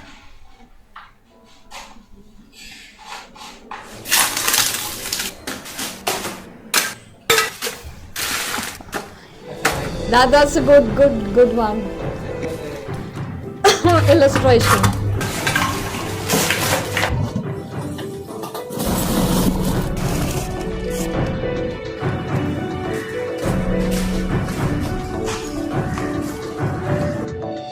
That comes to collect the garbage, or a private facility that comes to collect garbage, but it is unsegregated waste which goes to these landfills or dump yards without any segregation.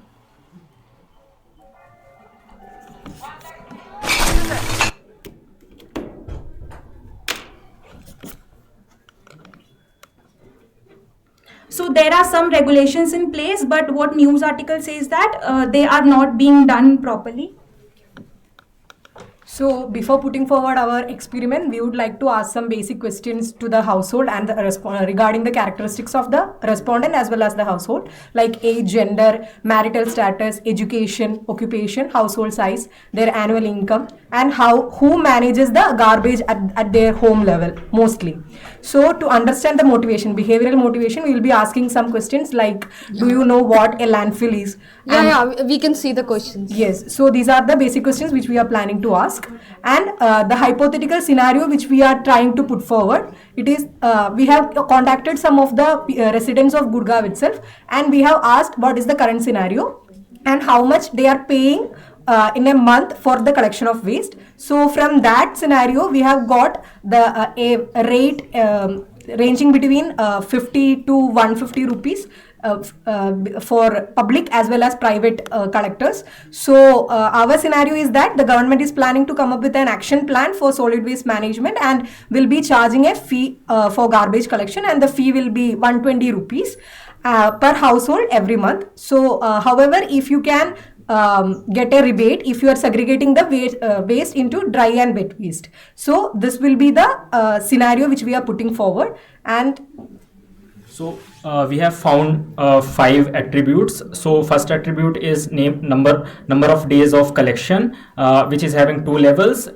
Monday, Wednesday and Friday, and Monday to Friday. The second attribute is segregation, so segregating waste in different categories. The first level is dry and wet, and the second level is having 3 kind of segregation: wet, dry non-recyclable and dry recyclable. Third one is rebate. So the in the previous slide we have shown that 120 rupees government is charging. So how much rebate they'll be getting? So there are 2 levels, 40% and 80%.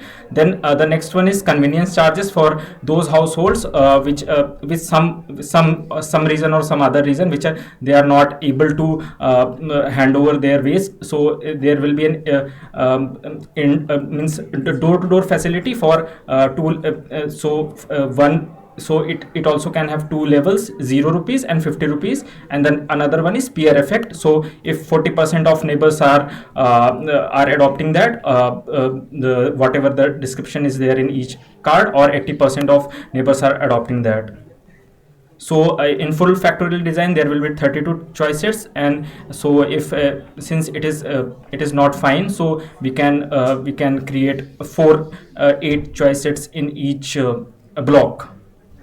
So this is one of the choice card which is having number of days of collection, segregation, rebate, convenience charges and peer effect. So first one is current scenario which is status quo, and B and C are one of the choices which are there in this choice card. These are the 4 post DCE questions which can be taken into account, so that we can see whether our DCE is working fine or not. So first would be, did you find the scenarios and options presented in the DCE? Click. Yeah. So. Very good. Very good. I mean, we are really impressed. Very good. Very good. Have already the pre and the post discrete choice experiment questions. Very good. I think this is a discrete choice experiment that is almost ready to go. Can we go to the discrete choice or to the levels? Well, I think that they did a very good job illustrating. The illustration is very important in some of the cases. It's very important. Without the illustration, they are not going to understand. And in this case, I think that we needed it. Can we go to the levels? There. Right now, my only reaction, honestly, the rest I find it very intuitive. I find it that's how very likely should be. Don't forget to do focus groups, interviews, and everything. But I will not have the 0 in the convenience charges. Honestly, I will put 20 and 50 or 20 and 50 and 100. Right? Like, yeah, you want to know whether people will pay for it. Don't let them the option to not pay, because then they will be choosing the not pay. So 0 was actually the current scenario. We by mistake put it there. Okay. So it's 50 for everybody. 50. Then because we are assuming that mostly those who are working would be taking this option, but Yeah, yet yes, exactly. we can have 2 options also. Okay. But then we would escalate the number of choice sets also. So then put it as part of the scenario. Not in the attributes. Say the price will be this, or you could get a rebate. But if you cannot be there, you will be charged 50. And then honestly, I see this like ready to go. I mean, it's really good. It's ready to go. I mean, so clear and very limited attributes, limited levels. It's not complicated. You did a good job. Yeah, and a very relevant problem for Delhi. So, very good, very good. So, yeah, I would like to give you also a chance. I won't take a lot of time, I promise. 5 minutes, if you can just present it, and then later on we'll give you comments. Yeah. But This one, the important thing that you did only 2 levels per attribute. That's good. The lowest level is the best. Yeah, that's me. Yeah. That's you. Yeah. Oh, sustainable tourism. Oh, I like that one. Just by the topic, I like. So it's actually a topic very close to me. I come from Uttarakhand, and it's something my relatives, people we know very closely, have seen firsthand, and they're always complaining how the tourists are making the place just worse, but they also need it for a source of income. So yeah. Okay, so what's the group? You should always write the names of Right. people. So it's thanks. So it's hi. My name is Shreya. I'm a first year MA student from CSP, and I'm doing it with my friend Vishav. He's a little shy to come up to the dais, I guess. So the motivation behind this, as I said, is that you know how the Indian Himalayas is just a very fragile ecosystem, and with the upcoming tourism, it's increasing day by day, but it's also increasing the production in waste and how there's just a huge surge in tourism, and while there are economic benefits, it's also bringing in waste creation, environmental degradation. So while sustainable tourism is an up and coming thing, ecotourism, so it's just like my attempt through this DCE to understand the tourists' willingness to adopt sustainable choices as a part of their tourism, tour options. So it aims to identify tourist preferences for sustainable tourism initiatives, understand the trade-offs that they're willing to make, and to provide insights for the policymakers and most importantly the tour companies on how they can make their travel plans more sustainable, right? So this is my research question. I'll just for this the population for the study that we plan to consider is people who have already been there once or are planning to visit, say in a period of the next 1 or 2 years, and we're trying to cover an age range from 18 to 40 most frequent travelers. That's what. And then we're also like thinking of considering only the people who are going for ecotourism or spiritual tourism, not people who are interested in more of a commercial kind of tour. So these are the attributes that I've taken, a type of accommodation. And so while we did not have the time to conduct a full-blown survey, this is just our expected sign of how it would be, turn out. So the attributes that we've taken are type of accommodation. It could be the different levels are eco lodges with renewable energy, homestays with local communities, and standard hotels with basic eco certificates. The second one that we're taking is waste management and plastic use policy. And here we've also considered a zero strict, no plastic policy with reusable alternatives, so like no single use. And the second one is just single use plastic with recycling options. And the third one is no strict waste policy but basic awareness campaigns. And then we're considering the transport mode, wherein the levels would be just low emission transports like electric bikes and walking tours. And this has actually been implemented in Rishikesh. A lot of tourists have started opting for electric bikes and scooty instead of just cars. And second option we're taking is public transport, carpooling, cabs, buses. Third being SUVs and helicopters, which is mostly used in more, remote places, say like Kedarnath or places like that.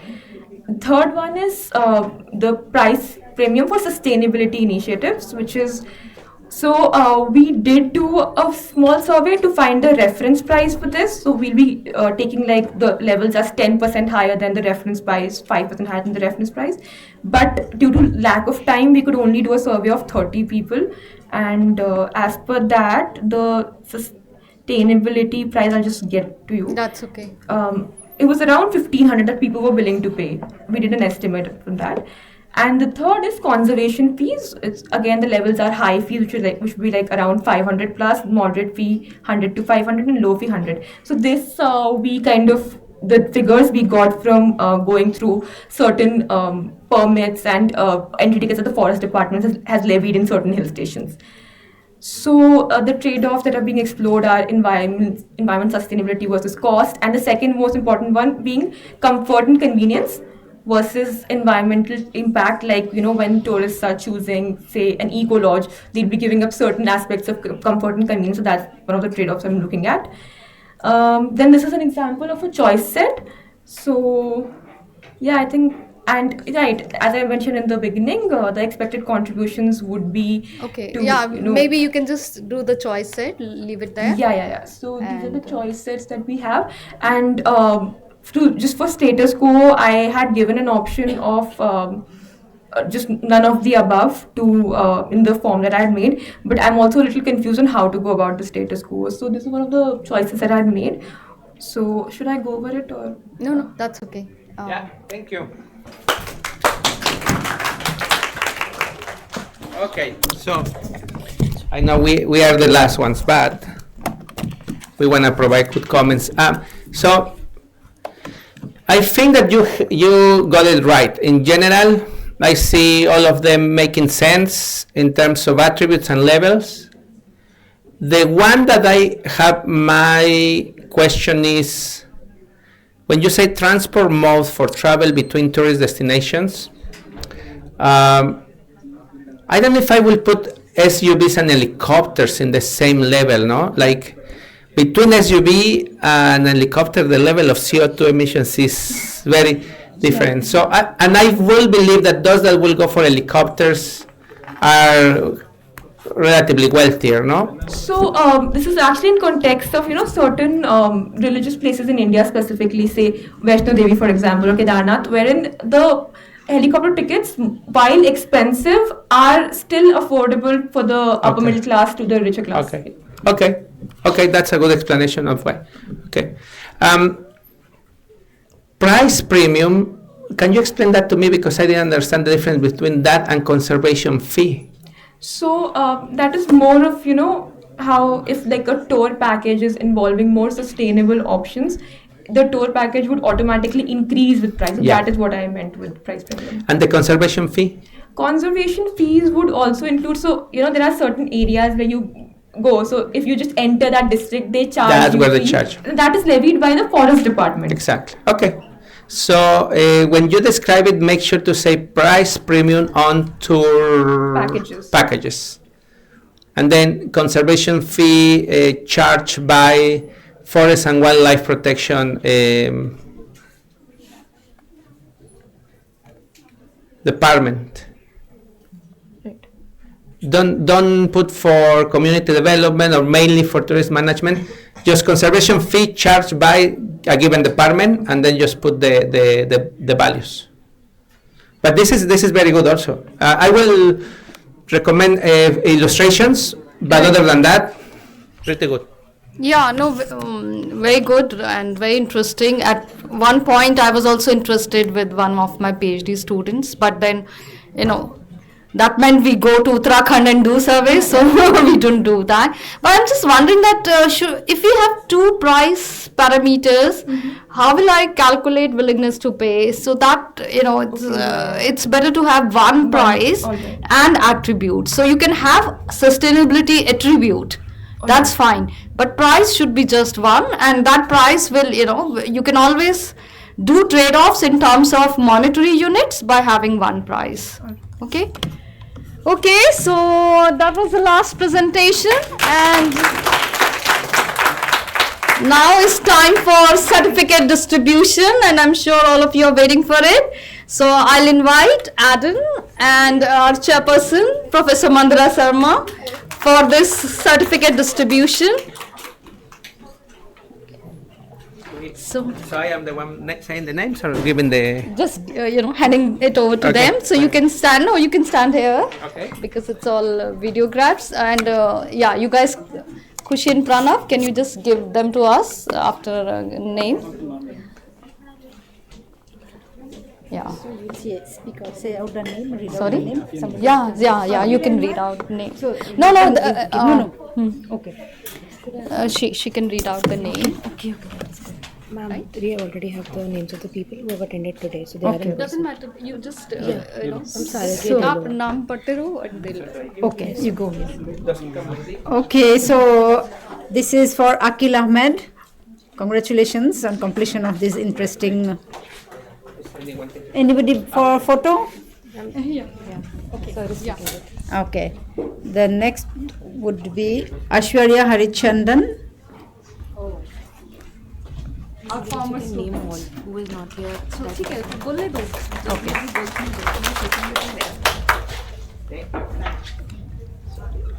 Oh, okay. So you want to. Aishwarya is out, right? Congratulations, Ashwarya. Next one is okay. Akash Paul. Akash is from Roorkee. What do I do? Sabke. Next page. Huh? Okay. Alekia also you can speak. Alekia Gudaju. Okay, next. Absent. Alok Kumar.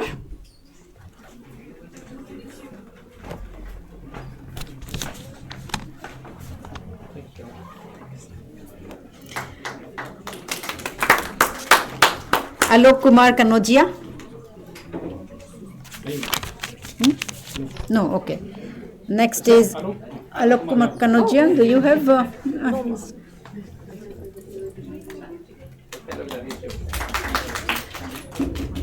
Okay. Amashika Sikdar. Amashika. You people please clap for everybody. Don't simply sit idle. Yesterday I was attending PhD convocation and no one was clapping and I was the only one clapping for everyone and that's not fair. You put so much of effort to get a PhD and nobody is clapping. That's not fair. So, yeah, of course. Maybe it's even worse. After Amashika, it's Anamika Mehta.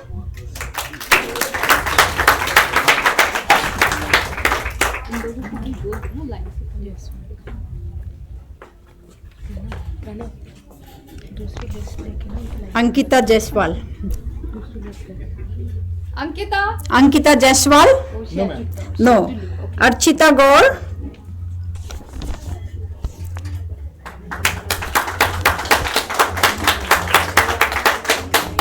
This I don't read, no? Only these ones. This one? Yes. Next is going to be Bhagyasri Moharana. Bhagyasri Moharana. Is she around? Bhavna Taneja.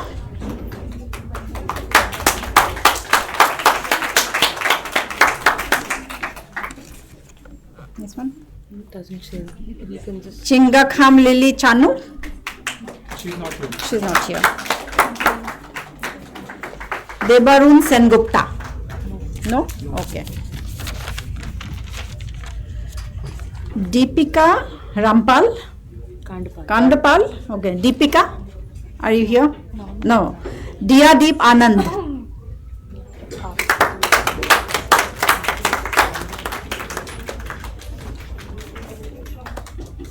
Devansh. Devansh is not here. Dinesh Chand Meena. Not here. Dr. Charu Grover Sharma.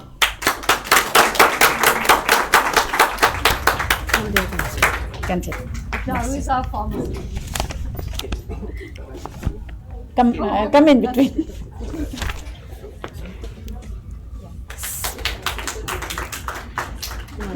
She's also online. Yeah, Himanshi Varma. I think she's online. She's here. Yes. Come. That's a great. that's. And then we have Himanshu Sharma next from IIT Roorkee. Yeah.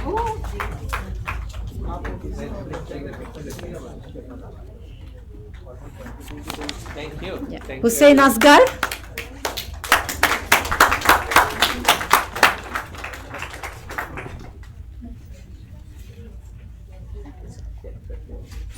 Next is Ishita De. Congratulations, Hussein. Ishita De.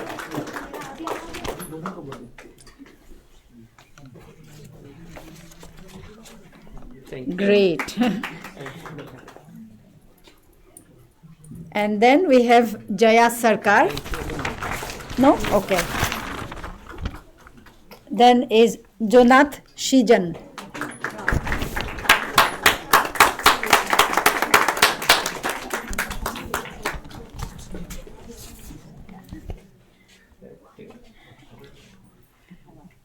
Okay, Jyoti Sharma. I think she is joining us online. Kajal Singh. Kajal is here. Then we have Kanupriya.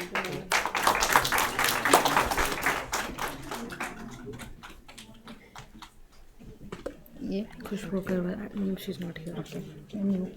Yes. Okay. I'll take it out. And then we have Khushi Mehta. That's so funny. Yeah, very nice. You see, a participant come organizer, okay? So she should get 2 certificates. Now you should be giving certificates. I'll name Okay, do okay. the names. Okay, Kiran Kumar is here. Okay. Kirti Ranjan.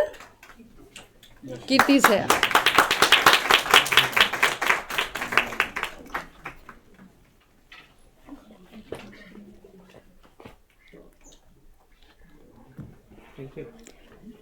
M. Rahul, he's not here. Manvi Vatsa.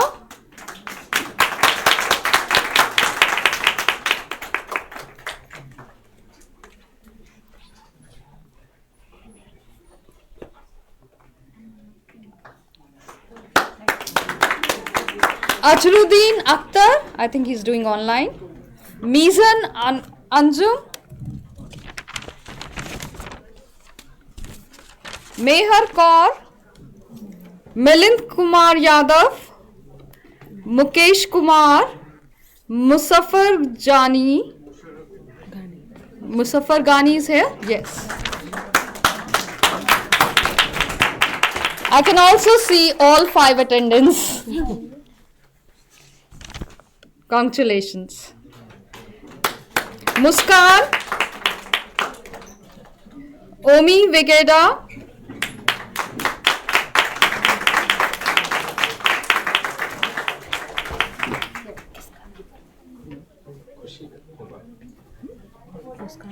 No. Yeah, because they must be listening now, so I'm calling out their name. Parthasarthi Sahu. Okay. Pragya Taneja. Yeah. Pragya is also very regular.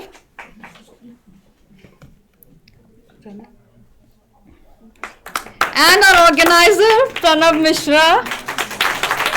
Yeah, we have to have a very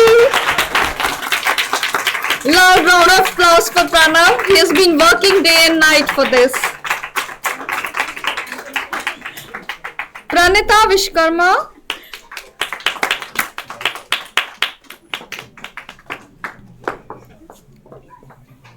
Rahul Kamal.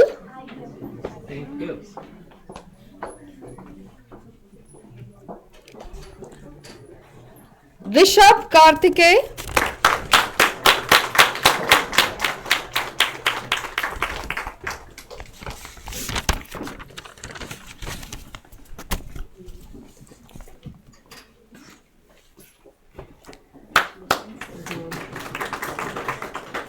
Ritika Karan. Ritika Singh.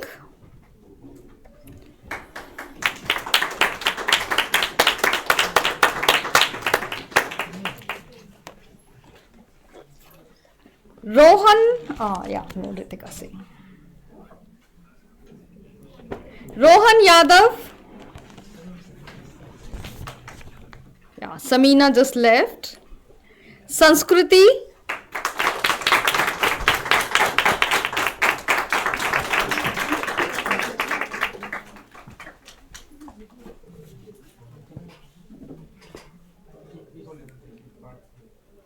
Soumya Valvai.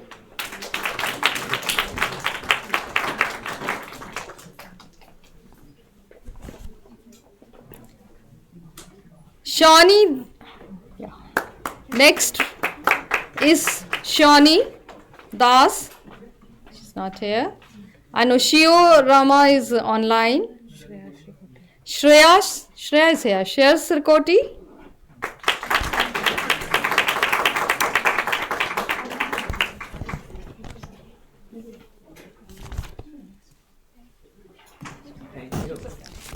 Simran Kumar.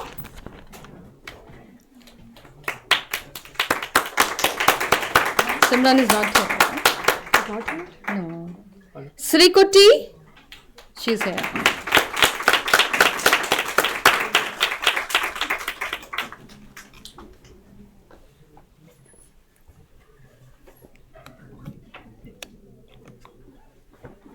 Yeah. Sulakshna Rao has joined online. Sumit Sutradhar, he's here.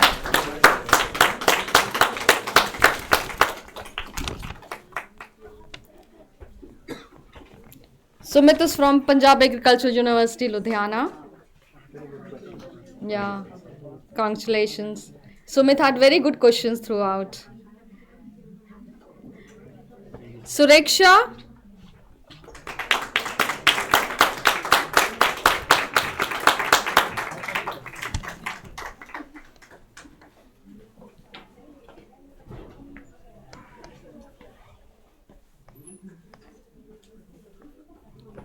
Tamanna.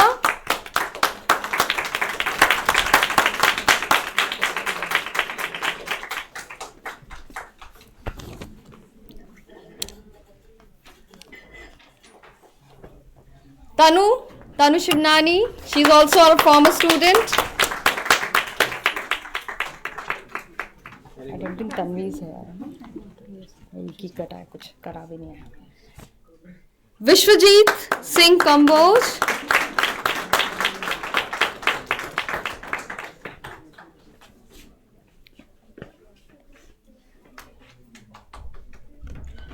Yashpal Luniwal.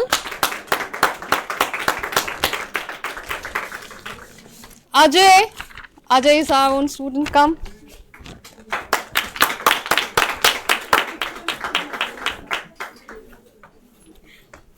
Okay, I don't think they are here. ये लोग नहीं है. Subin Casey from Tribhuvan University. I know he's online, but I'll still, I'll take his name. Then Nirmal Kumar, Professor Nirmal Kumar. Dr. Shirin Royce. These are all online, but they have been attending very regularly. Kapil Pokhrel.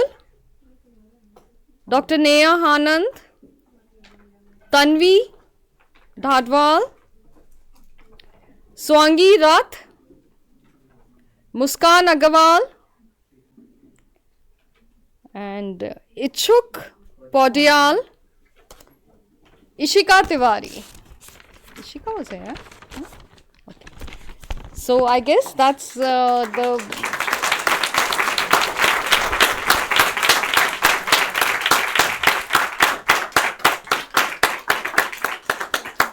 Yeah, so before just closing this, I'll say a brief vote of thanks to all the people who made this course possible. First and foremost, of course, our resource person, Dr. Arden Martinez Cruz, who traveled all the way from Sweden. And I know how busy this was, and we had applied and thought about doing this. That was 1 year ago. And within 1 year, so many things changed. He also became busy, but he still kept his commitment and traveled, even though he couldn't take even a couple of days extra to, travel or see Delhi or India. He's just leaving Sunday early morning. But we're very grateful that you could make it and you came all the way.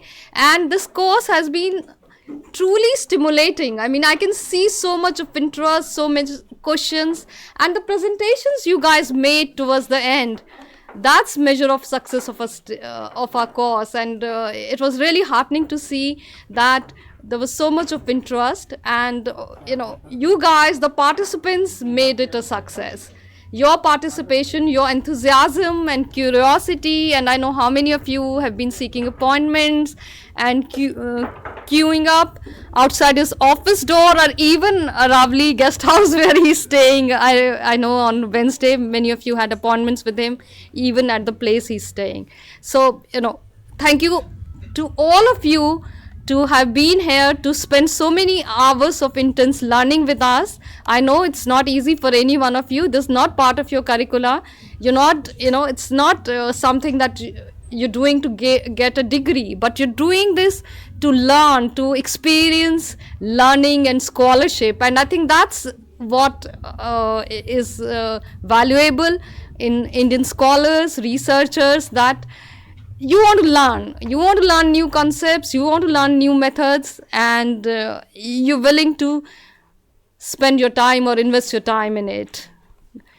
Then with that, I will also like to say our thanks to Gyan, Ministry of Education, who have instituted this exciting program, which has facilitated foreign scholars, international scholars of global repute to come and share their scholarship with us.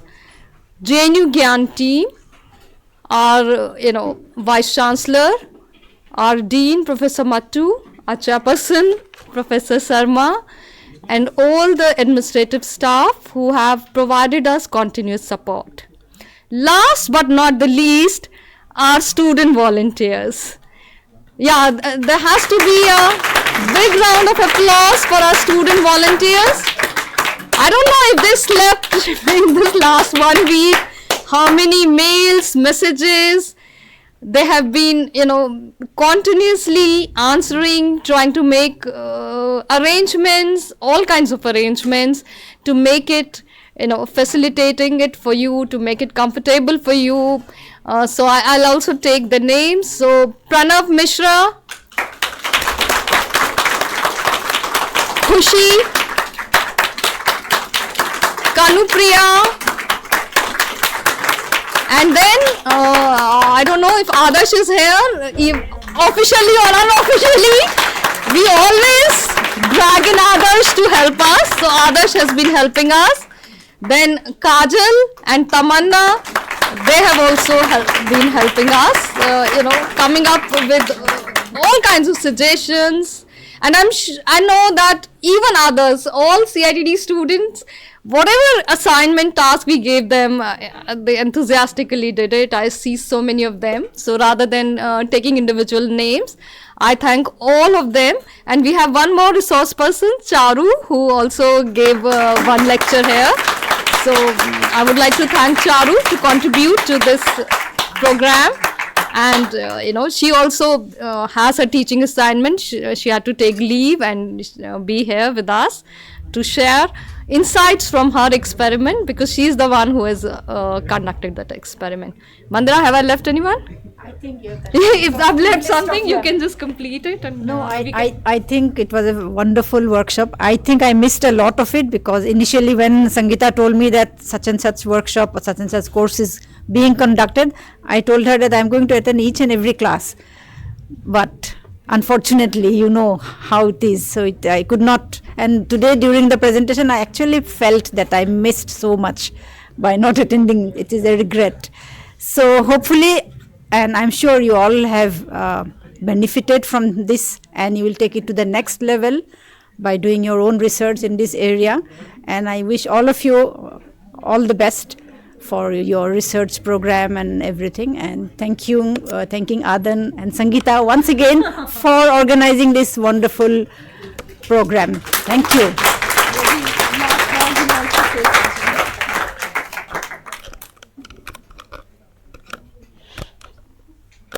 Hola.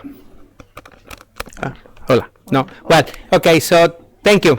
Just, it was a great pleasure to be here. I really enjoyed your questions and your presentations. I am not kidding. I am not exaggerating. Feel free to drop me an email. I prefer my institutional email as mail of exchange. And if you don't hear from me, send me a reminder a week after that. I am very good at replying within 24 hours, and if I don't, it's because your mail got completely lost there. So remind me 1 week later. So thank you so much. Okay. So with that, we close the session.